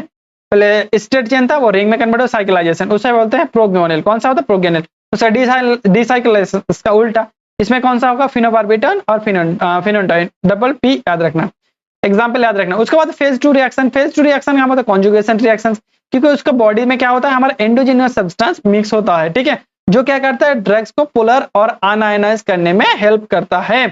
उसके बाद देखते हैं कि कौन सा होता है। सबसे पहले जो होता है ग्लूकोनाइड कॉन्जुगेशन। तो देखो एक चीज हमने बोलना भूल गया, जो फेज 1 रिएक्शन में होता है जो सबसे ज्यादा होता है वो होता है ऑक्सीडेशन, और फेज 2 में सबसे जो ज्यादा होता है इंपॉर्टेंट होता है वो ग्लूकोनाइड कॉन्जुगेशन।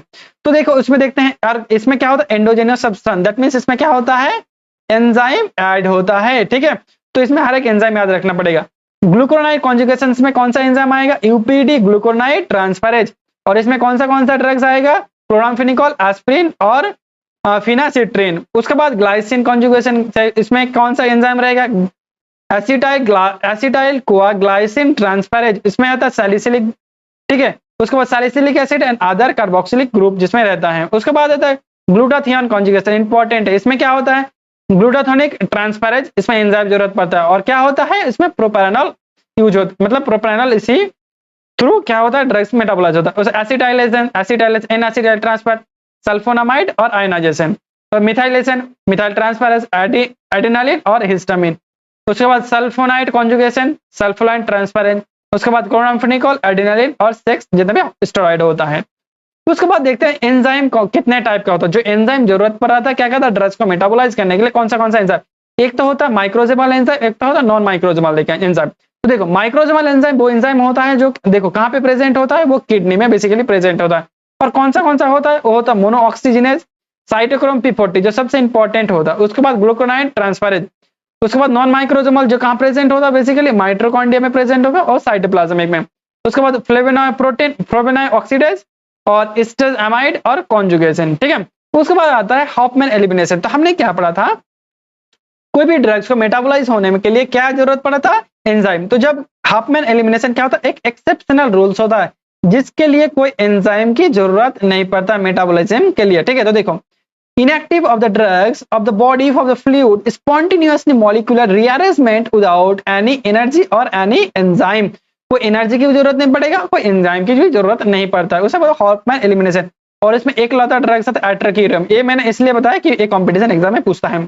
उसके बाद फैक्टर अफेक्टिंग, तो देखो एक तो होता है ड्रग इंटरेक्शन। तो ड्रग इंटरेक्शन में बेसिकली दो टाइप का एंजाइम मिलता है, एक तो होता है एंजाइम इंड्यूसर, एक तो होता है ड्रग्स एंजाइम इनहिबिटर। तो जो इंड्यूसर क्या होता है, जो एंजाइम क्या करता है मेटाबॉलिज्म को बढ़ाता है, और जो इनहिबिटर जो क्या करता है मेटाबॉलिज्म को डिक्रीज करता है। तो देखो एग्जांपल देखो, रिफाम्पिसिन क्या करता है इंड्यूस करता है साइटोक्रोम P40 में, और एंजाइम इंड्यूसर क्या करता है कीटोकोनाजोल क्या करता है साइटोक्रोम P4A को क्या करता है डिक्रीज करता है। उसके बाद जेनेटिक फैक्टर में एंजाइम पॉलीमरेज क्या होता है, ये वेरिएशन जेनेटिक में वेरिएशन करता है। उसके बाद फार्माकोजेनेटिक क्या करता है, किसी इंडिविजुअल का रिस्पॉन्स अलग होता है। उसके बाद एज की देखो, एज की में अलग होता है एंजाइम, ठीक है। जो नियोनेट में होता है वो अलग एंजाइम होता है, और एल्डर में क्या करता है एंजाइम वेरी करता है। इसीलिए देखना जो एंजाइम नियोनेट पेशेंट होता है उसको हम हर ड्रग्स नहीं देते हैं। क्या होता है, क्यों नहीं देते, कि उसको अंदर वो एंजाइम नहीं बनता है। उसके बाद हम देखेंगे ड्रग्स एक्सक्रीशंस। अभी तक हमने क्या देखा था, एब्जॉर्प्शन देखा था, फिर हमने क्या देखा था, डिस्ट्रीब्यूशन देखा था, फिर हमने क्या देखा था, मेटाबॉलिज्म देखा था। अब हम देखेंगे excretion, that means last part. तो एब्जॉर्प्शन में हमने देखा था ब्लड में गया था, फिर डिस्ट्रीब्यूशन हमने देखा था ऑर्गन्स में गया था, ठीक है। फिर मेटाबॉलिज्म में क्या हुआ था, ड्रग्स का केमिकल का चेंजेस हुआ था। और एक्सक्रीशन में देखेंगे ड्रग्स किस तरह से हमारी बॉडी में बाहर होता है। तो ये पूरा प्रोसेस होता है वो कहाँ पे कंप्लीट करेंगे हम, फार्माकोकाइनेटिक्स में आता है ये सारी चीजें।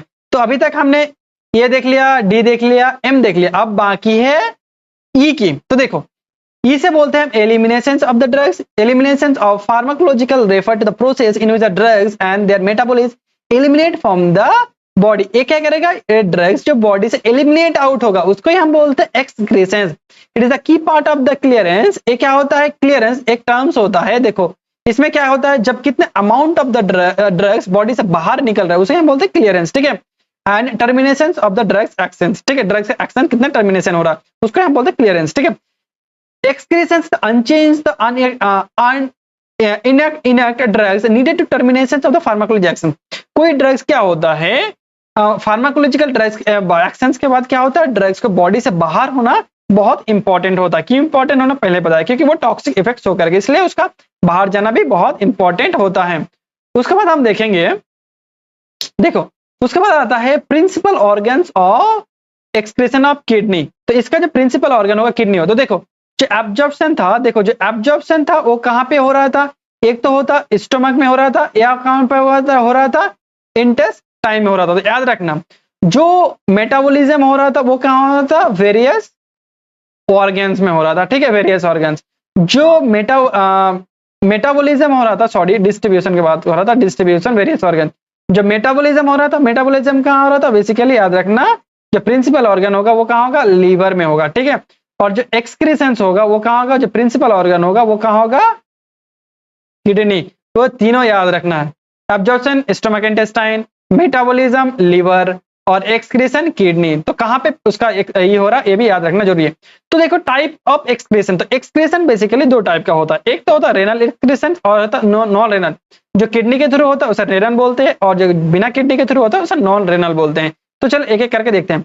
जो रेनल एक्सक्रीशन होता है बेसिकली तीन टाइप का होता है, एक होता है ग्लोमेरुलर फिल्ट्रेशन, ग्लोमेरुलर रीअब्जॉर्प्शन और ट्यूबुलर सिक्रेशन। तो एक एक करके सारी चीजों को जानते हैं। तो देखो सबसे पहले क्या होता है, ये एफरेंट होता है। देखो ये स्ट्रक्चर जो है किसका स्ट्रक्चर होता है, एक किडनी का स्ट्रक्चर है। देखो यहाँ पे दूसरा कलर ले लेते हैं, ठीक है। देखो ये जो स्ट्रक्चर होता है वो किसका होता है, ये होता है तुम्हारा किडनी का, दैट मीन्स नेफ्रॉन का स्ट्रक्चर होता है, ठीक है। तो देखो ये वाला जो पार्ट होता है यहाँ से लेके ये वाला पार्ट, इसको हम बोलते हैं वोमेन कैप्सूल्स बोलते हैं। यहाँ पे क्या होता है, ड्रग यार ये वाला क्या होता है हमारा ब्लड वेसल्स होता है। तो दोनों याद रखा, ये हो गया तुम्हारा नेफ्रॉन और ये होगा ब्लड वेसल। तो क्या होगा, ब्लड वेसल से ड्रग्स क्या होगा, वोमेन कैप्सूल्स में आएगा।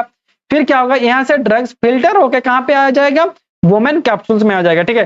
क्या होगा, ब्लड वेसल से क्या होगा, ड्रग्स फिल्टर होके कहाँ आएगा, फिल्टर होके आएगा वोमेन कैप्सूल्स में, ठीक है। तो इस तरह से क्या होता है, फिल्टर होके आ जाता है। फिर कहाँ आ जाता है, तो देखो ए वाला जो पोर्शन होता है वहां से लेके देखो ए वाला पोर्शन को हम बोलते हैं PCT, that means proximal convoluted tube बोलते हैं। यहाँ पे क्या होता है, ड्रग्स फिर क्या हो जाता है, ब्लड वेसल्स में रिटर्न हो जाता है। देखो उसे हम बोलते हैं रीअब्जॉर्प्शन। देखो tubular glomerular filtration, that means क्या हो रहा था, वोमेन कैप्सूल में जो फिल्ट्रेशन हो रहा था ड्रग्स का उसे फिल्ट्रेशन बोल रहे हैं। ट्यूबुलर रीअब्जॉर्प्शन फिर क्या होता है, जो फिल्टर आउट हुआ था वो कुछ पोर्शंस क्या होगा, फिर ब्लड में चला जाएगा थ्रू द ब्लड कैपिलरी, ठीक है, ब्लड वेसल्स में थ्रू। क्यों जाएगा, क्योंकि यहाँ पे क्या होता है, बहुत सारे ड्रग्स जो होता है, जो लिपिड सॉल्युबल ड्रग्स होता है वो भी आ जाता है आफ्टर द कहाँ पे, यहाँ पे वोमेन कैप्सूल्स में, वोमेन कैप्सूल के थ्रू। तो वो क्या होता है, फिर रिटर्न चला जाता है कहाँ पे, हमारे ब्लड वेसल्स में। उसके बाद tubular secretion, tubular secretion basically PCT में होता है। पीसीटी में क्या हो जाता है, वो ड्रग क्या हो जाता है, कलेक्टिंग ब्लड के थ्रू हमारी बॉडी से बाहर हो जाता है, ठीक है। तो उसको ही हम बोलते हैं, ये जो पूरा प्रोसेस होता है उसको बोलते हैं ट्यूबुलर सिक्रेशन। तो ये जो पूरा प्रोसेस होता है कहाँ पे होता है, किडनी में होता है। तो चलो एक एक प्रोसेस को जानते हैं। देखो सबसे पहले आता है ग्लोमेरुलर फिल्ट्रेशन। तो ग्लोमेरुलर फिल्ट्रेशन इज द कहाँ पे होता है, kidney filter the blood and separate the water and small solution and wastage product from the blood. जो क्या करता है, ब्लड में ओस्टेज प्रोडक्ट को क्या करता है, फिल्टर आउट करता है। कौन, किडनी। और किडनी कौन सा सेल, नेफ्रॉन से होता है। जो डेली कितना होता है, देखो ग्लोमेरुलर फिल्टर करता है डेली 120 लीटर पर डे क्या करता है, ब्लड को फिल्टर आउट करते हैं, जिसमें से 1 से 2 क्या कहता है, ओस्ट प्रोडक्ट क्या होता है, यूरिन के थ्रू निकलता है, ठीक है। तो देखो ग्लोमेरुलर फिल्ट्रेशन ऑकर क्या होता है, लो मॉलिक्यूलर वेट जिसका क्या होता है 500 डाल्टन से नीचे होता है, वो क्या होता है, ग्लोमेरुलर फिल्टर से फिल्टर आउट हो जाता है। ओनली क्या होता है, फ्रीली सॉल्युबल ड्रग्स जैसे अनबाउंड प्लाज्मा प्रोटीन। अगर प्लाज्मा प्रोटीन ड्रग्स होगा, मैंने पहले प्लाज्मा प्रोटीन क्यों नहीं, उसको मॉलिक्यूलर साइज बड़ा हो जाता है, वो ड्रग्स क्या हो जाता है, ग्लोमेरुलर फिल्टर से फिल्टर आउट नहीं हो पाता। उसके बाद दूसरा आता है तुम्हारा ट्यूबुलर रीअब्जॉर्प्शन। तो याद से समझो, वर्ड से समझो क्या था, रीअब्जॉर्प्शन। जो हो गया तो फिर से क्या होगा, रीअब्जॉर्प्शन होगा कहाँ पे, ब्लड में। तो देखो क्यों होता है, after the drugs filter out the kidney tubule some drugs में taken into back into the blood, कुछ ड्रग्स क्या होगा फिर बैक चला जाएगा ब्लड में। This process is called tubular reabsorption. May the happen with the drugs क्या होगा लिपिड सॉल्युबल और नॉन आयोनाइजेशन, क्या होगा non ionization that means unionization, ठीक है। अनआयोनाइजेशन ड्रग्स क्या होगा जो रिटर्न आ जाता है, ठीक है, कहां पे जो फिल्टर आउट हो जाता है उसको क्या करेगा फिर रिटर्न भेजेगा ब्लड में। जिसके पास इलेक्ट्रिक चार्ज नहीं होता वो क्या करेगा फिर उसको चेंज करेगा फिर वो आएगा, ठीक है। उसके बाद ट्यूबुलर सिक्रेशन, ट्यूबुलर सिक्रेशन क्या होता है the process of the kidney तो क्या करेगा pharmacological because it is the depend to drugs toxic and clear the body. ये क्या करता है ड्रग्स को बॉडी से बाहर निकलने का काम करता है कौन ट्यूबुलर सिक्रेशंस। ये बेसिकली कहां पे होता है प्रॉक्सिमल जिसे हम बोलते हैं पीसीटी में हो सकता है और दूसरा हो सकता है डीसीटी डिस्टल कन्वोल्यूटेड ट्यूब में। तो चलो देखते हैं नॉन रेनल। नॉन रेनल में बेसिकली क्या आता है ड्रग्स बाइल, एक तो बाइल जो ड्रग्स क्या करेगा बाइल के थ्रू निकल जाएगा उसे नॉन रेनल, उसमें डिजॉक्सिन होता है बाइल के थ्रू निकलता है। उसके बाद पल्मोनरी जो वाया लंग्स के थ्रू निकलेगा कौन सा गैसियस ड्रग्स, ठीक है, जैसे एनेस्थेसिया। उसके बाद बहुत सारे ड्रग्स सलाइवा के थ्रू निकल जाता है, ठीक है, उसके बाद जैसे लिथियम। उसके बाद बहुत सारे ड्रग्स ब्रेस्ट फिटिंग के थ्रू, जैसे ब्रेस्ट फिटिंग के थ्रू निकल जाता है जैसे टेट्रासाइक्लिन। इसलिए इस ड्रग्स को हम किस में नहीं देंगे प्रेगनेंसी में, अब प्रेगनेंसी से बाद भी हम इस ड्रग्स को नहीं देते। तो इस बार हम देखने वाले हैं फार्माकोडायनामिक्स में। अभी तक हम क्या देख रहे हैं फार्माकोकाइनेटिक्स। फार्माकोकाइनेटिक्स में अभी हमने खत्म किया है एब्जॉर्प्शन, डिस्ट्रीब्यूशन, मेटाबॉलिज्म एंड एक्सक्रीशंस को हमने अभी तक खत्म कर चुके हैं। तो अभी हम देखेंगे कि ड्रग्स हमारी बॉडी में किस तरह से मूवमेंट कर रहा था। तो अभी हम देखेंगे कि ड्रग्स हमारी बॉडी में किस तरह से काम करेगा एंड देयर एक्शंस क्या होगा। तो इस चीज के बारे में हम किस में पढ़ते हैं फार्माकोडायनामिक्स में पढ़ते हैं। तो इस वर्ड को तो रो फार्माको दैट मींस ड्रग्स और dynamics that means power, that means drugs की power, power that means effect, that means drugs की इफेक्ट हमारी बॉडी में क्या होगा और इस इफेक्ट के पीछे मैकेनिज्म क्या होगा वो हम पढ़ते हैं फार्माकोडायनामिक्स में। देखो pharmacodynamics is the branch of pharmacology, ये भी एक ब्रांच है फार्माकोलॉजी का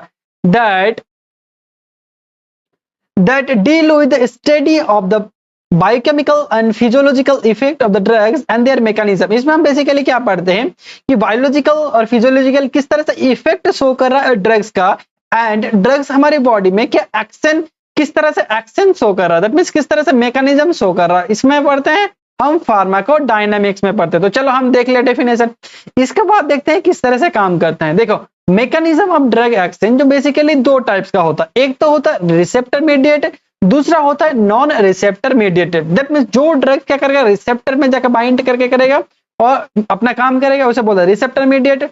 जो ड्रग्स रिसेप्टर में बाइंड ना हो के अपना काम करेगा उसे नॉन रिसेप्टर मीडिएटेड बोलते हैं। तो सबसे पहले जानते हैं कि रिसेप्टर क्या होता है। तो चलो इसका इंक थोड़ा सा चेंज कर लेते हैं, ठीक है। तो सबसे पहले जानते हैं कि रिसेप्टर क्या होता है। देखो रिसेप्टर एक टाइप का बोल सकते हो लॉक एंड की टाइप का, ठीक है, जो क्या होता है हमारी सेल सर्विस में क्या होता है प्रेजेंट होता है, या न्यूक्लियस में प्रेजेंट होता है या साइटोप्लाज्म में प्रेजेंट होता है। मेनली बोल सकते हो सेल सरफेस में प्रेजेंट होता है, कभी कभी सेल के इनसाइड में भी प्रेजेंट होता है। जो क्या करता है अपने जो ड्रग्स बॉडी के अंदर जाता है उसको क्या करता है खींचने के काम करता है एंड क्या करता है उसको बाइंड कराने का काम करता है। जब बाइंड होगा उसके बाद ही क्या होगा अपना फार्माकोलॉजिकल एक्शन शो कर पाएगा वो ड्रग्स। दैट मींस ड्रग्स अगर कोई इफेक्ट शो करेगा तो उसके लिए सबसे पहले रिस्पॉन्सिबल क्या होगा उसे रिसेप्टर में बाइंड होना पड़ेगा, जो ड्रग्स रिसेप्टर मीडिएट में काम करेगा। तो देखो किस तरह से रिसेप्टर और ड्रग्स हमारी बॉडी में काम करता है, उसके बाद हम उसका डेफिनेशन देखेंगे। तो चलो थोड़ा इंक और भी चेंज कर लेते हैं। तो मान के चलो ये क्या है, ये है ड्रग्स, ये क्या है ड्रग्स जो हमने बाहर से लिए हैं, ठीक है, ये क्या है बाहर से लिए, ठीक है, ये है बाहर से और ये है इन। ये इन मतलब आप बाहर दैट मींस बॉडी के बाहर, इन दैट मींस बॉडी के अंदर। तो सबसे पहले क्या होगा, चलो और एक इन चेंज कर लेते हैं, ठीक है। तो क्या होगा जब ड्रग्स क्या करेगा बॉडी के अंदर जाएगा तब क्या करेगा रिसेप्टर के साथ बाइंड होगा। तो रिसेप्टर के साथ बाइंड होने के बाद क्या होगा फिर होगा तुम्हारा, ये देखो क्या होगा, फिर अभी एक ही कलर के बना रहे हैं समझ लेना, ठीक है। ये हो गया रिसेप्टर, ठीक है, और ये क्या है ये हमारा है, ये हमारा है, ये हमारा है ड्रग्स। फिर क्या होगा ड्रग्स और रिसेप्टर के क्या बनाएगा, ड्रग्स प्लस क्या बनाएगा रिसेप्टर क्या बनाता है कॉम्प्लेक्स फॉर्मेशन करता है। फिर क्या करता है ड्रग्स और रिसेप्टर जब कॉम्प्लेक्स फॉर्मेशन करता है तभी क्या करता है हमारी बॉडी में रेस्पॉन्स करने का काम करता है। ठीक है, तो इस तरह से हमारे ड्रग्स और रिसेप्टर हमारी बॉडी में काम करता है। ठीक है, तो चलो देखते हैं, चलो इंक थोड़ा और एक बार चेंज कर लेते हैं। ठीक है, तो चलो देखते हैं ए मॉलिक्यूलर एक रिसेप्टर जो होता है और मैक्रो मॉलिक्यूल्स होता है जो प्रेजेंट होता है either the cell surface, cytoplasm और the nucleus within the drugs bind and interaction to produce a cellular effect. क्या होगा, सेल के ऊपर या सेल सरफेस के ऊपर क्या प्रेजेंट होता है, रिसेप्टर प्रेजेंट होता है या साइटोप्लाज्म और न्यूक्लियस में, जिसके बाद क्या करेगा, ये रिसेप्टर के साथ क्या करेगा, देखो ये रिसेप्टर के साथ क्या कर रहा है, इंटरेक्शन कर रहा है, उसके बाद क्या करेगा, ये रिस्पॉन्स प्रोड्यूस कर रहा है। तो इस तरह से हम इसको बोलते हैं, इसको क्या बोलते हैं, इसको हम बोलते हैं रिसेप्टर। तो देखो ड्रग्स हो गया, ड्रग्स रिसेप्टर के साथ देखो ड्रग्स, देखो ये ड्रग्स हो गया, रिसेप्टर के साथ बाइंड करता है, फिर क्या करता है, ड्रग रिसेप्टर क्या कॉम्प्लेक्स बनाता है, फिर अपना इफेक्ट शो करता है। तो इसमें बेसिकली दो चीज और समझ लो, देखो ये हो गया ड्रग्स, ये हो गया रिसेप्टर। देखो ड्रग्स और रिसेप्टर दोनों को जो जुड़ाने का काम करता है, मिलाने का काम करता है, उसे हम बोलते हैं एफिनिटी। ठीक है, जब मिल जाता है उसके बाद जो हमारा इफेक्ट शो कराने के लिए रिस्पॉन्सिबल होता है उसे बोलते हैं इंट्रिंसिक एक्टिविटी। तो आए समझ में, मतलब कितना क्षमता से कोई ड्रग्स रिसेप्टर के साथ बाइंड करेगा उसे बोलते हैं एफिनिटी, और बाइंड करने के बाद कितना रिस्पॉन्स प्रोड्यूस करेगा उसे बोलते हैं इंट्रिंसिक एक्टिविटी। ठीक है, तो चलो देखते हैं एक एक करके एफिनिटी क्या होता है। तो एफिनिटी मैंने क्या बोला, strength to attraction between the receptor, that means उसके अंदर कितने एबिलिटी है किसी ड्रग्स को रिसेप्टर के साथ बाइंड करवाने का, उसे बोलते हैं एफिनिटी। देखो ability to bind to receptor, important याद रखना। उसके बाद इंट्रिंसिक एक्टिविटी, इंट्रिंसिक एक्टिविटी क्या होता है, intrinsic activity refer to the ability of drugs after the bind to the receptor, drugs receptor के साथ बाइंड होने के बाद कितना प्रोड्यूस द फार्माकोलॉजिकल रेसर, कितना फार्माकोलॉजिकल रिस्पॉन्स प्रोड्यूस करेगा, वो कौन निर्धारित करते हैं, इसके ऊपर, ड्रग्स की इंट्रिंसिक एक्टिविटी के ऊपर। देखो if the no intrinsic activity, ठीक है sorry, if the no affinity there are no intrinsic activity, that means देखो इसका मतलब क्या है, अगर ड्रग्स क्या होगा, अगर ड्रग्स रिसेप्टर के साथ बाइंड ही नहीं होगा तो अपना एक्शन शो कर पाएगा नहीं। तो सब ड्रग्स क्या करता है, सबसे पहले रिसेप्टर पे जाकर बाइंड करता है, फिर अलग अलग एक्शन शो करता है। मान के चलो कोई पेन किलर के लिए, कोई हमने एसिटाइलकोलिन के लिए, कोई अलग अलग काम के लिए, ठीक है, मिस्थेनिक ग्रेविस हो गया, इंसुलिन को बढ़ाने के लिए, तो अलग अलग काम के लिए अलग अलग ड्रग्स ले, लेकिन सबसे पहले काम क्या है, उसको बाइंड करना पड़ेगा। दैट मीन सब ड्रग्स का क्या होता है, एफिनिटी तो होता है, बट उसका क्या होता है, all drugs affinity but difference intrinsic activity, bind तो होगा लेकिन बाइंड करने के बाद उसका जो क्षमता होगा, मतलब पावर होगा काम करने का, वो अलग अलग होगा। ठीक है, इसलिए बोलते हैं।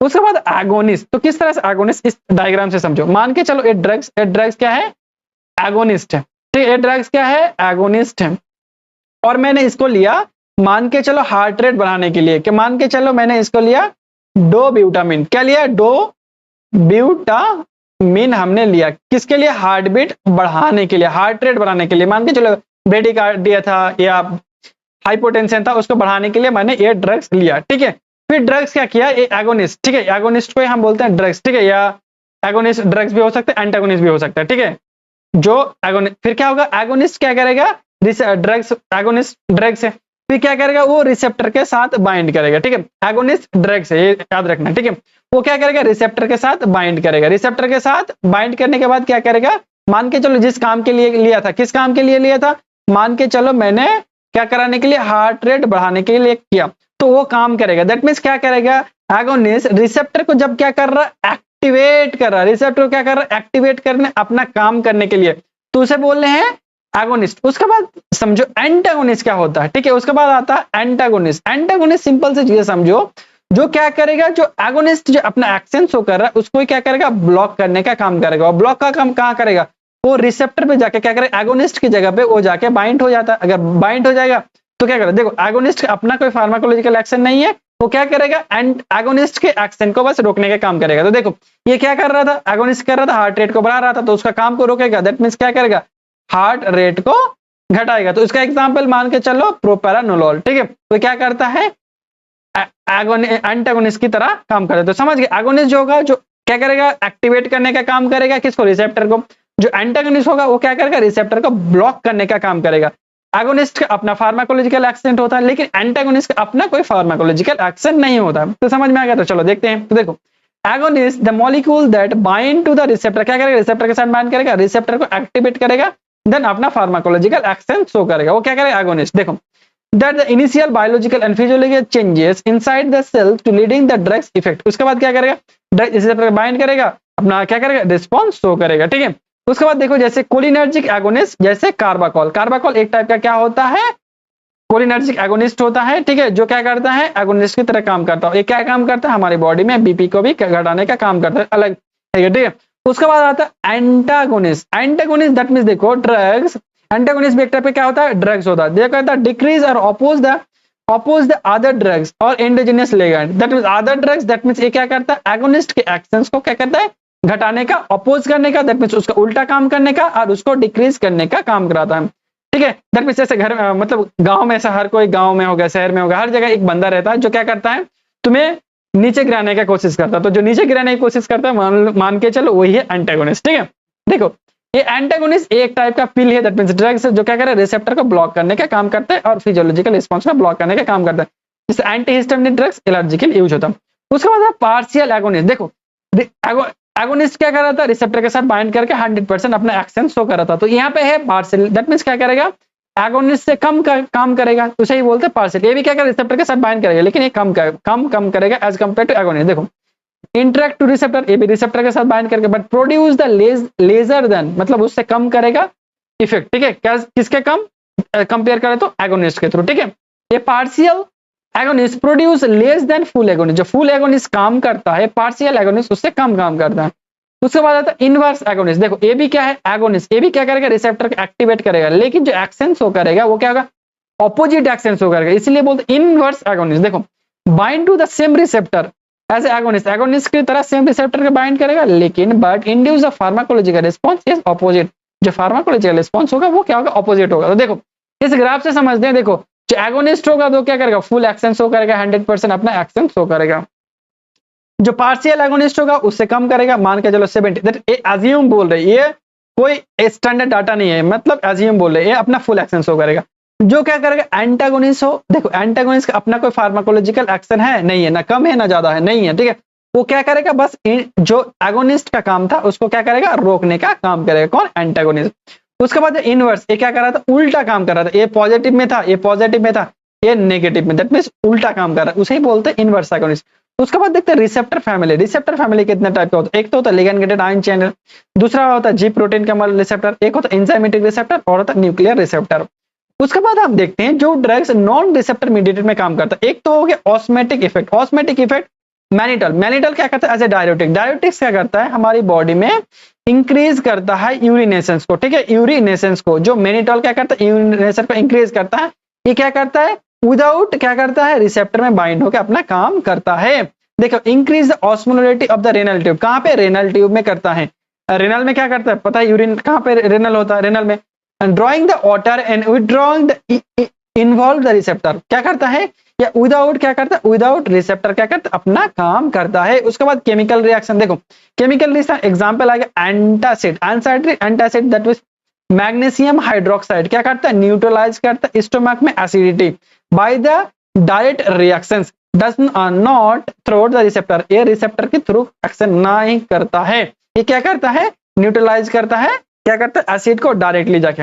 उसके बाद आता है एस्प्रिन, एस्प्रिन बेसिकली देखो, उसके बाद एंजाइम इंड्यूसर, तो देखो एंजाइम इसका बेस्ट एग्जांपल होता है एस्प्रिन। तो एस्प्रिन बेसिकली किस तरह से काम करता है, देखो एस्प्रिन बेसिकली इनिबिट करता है हमारा जो कॉक्स एंजाइम है, हमारे बॉडी में क्या होता है, कॉक्स एंजाइम है, कॉक्स एंजाइम को क्या करता है, देखो एक टाइप का एंजाइम है, जो एंजाइम अगर कॉक्स एंजाइम बढ़ गया तो क्या होगा, हमारी बॉडी में क्या होगा, पेन बढ़ जाएगा, ठीक है, पेन बढ़ जाता है, फीवर बढ़ जाता है, ठीक है, बहुत सारी चीजें, इन्फ्लामेशन बढ़ जाता है, ठीक है, इन्फ्लामेशन बढ़ जाता है। तो जो कॉक्स होता है वो क्या है, जो एस्पिरिन होता है वो कॉक्स को क्या करता है, घटा देगा, कॉक्स को घटा देगा तो क्या होगा, पेन भी घट जाएगा। तो कॉक्स भी अलग अलग होता है, कॉक्स 1 और कॉक्स 2, तो उस हिसाब से अपना काम करता है। तो एस्पिरिन किस में करता है, कॉक्स 1 में करता है और कॉक्स 2 में करता है, जो क्या करता है, फीवर और पेन के लिए रिस्पॉन्सिबल, सॉरी पेन के लिए और इन्फ्लामेशन के लिए रिस्पॉन्सिबल है, फीवर के लिए 3 रिस्पॉन्सिबल होता है। तो क्या करता है, इसको जाके इस एंजाइम को क्या करेगा, जाके कम कर देगा, ऑटोमेटिकली फीवर और पेन कम हो जाता है। ये क्या करता है, रिसेप्टर में जाके बाइंड करके नहीं करता, ठीक है। तो ये भी बेस्ट एग्जांपल होता है। उसके बाद हम देखते हैं फैक्टर मॉडिफाइंग ड्रग्स एक्शंस, ठीक है, कौन सा फैक्टर होता है जो ड्रग्स के एक्शन पे इफेक्ट करता है। एक तो एज अगर नियोफेंट मतलब होता है और एल्डर होता है तो दोनों के अलग अलग काम करेगा, ठीक है। बॉडी वेट, अगर बॉडी वेट ज्यादा होगा तो ड्रग्स का अमाउंट बढ़ाना पड़ेगा। सेक्स, अगर हार्मोनल डिफेक्ट है तो उसमें भी क्या करेगा, बहुत सारे ड्रग्स वैरी करता है। उसके बाद जेनेटिक फैक्टर, एंजाइम रिसेप्टर क्या करता है, वैरी करता है जेनेटिक फैक्टर में। और डिजीज, अगर कोई लिवर डिजीज है, रेनल डिजीज है, तो उस टाइम क्या करता है, हम ड्रग्स देख के देंगे कि अगर रेनल डिजीज है तो ऐसा ड्रग्स नहीं देंगे जो ड्रग्स रेनल में मेटाबोलाइज होगा या रेनल में मेटाबोलाइज होगा। और cardial disease, changes of the healing, जो ड्रग्स से हीलिंग होता है वो कम कर देता है। ठीक है, तो ये सब क्या करता है, ड्रग्स की एक्शंस को इफेक्ट करता है या वेरी करने का काम करता है। तो आई होप जो जनरल, यहाँ पे खत्म होता है हमारा जनरल फार्माकोलॉजी। तो आई होप तुम्हें जनरल फार्माकोलॉजी के जितने भी सारे डाउट्स था वो क्लियर हो गया होगा।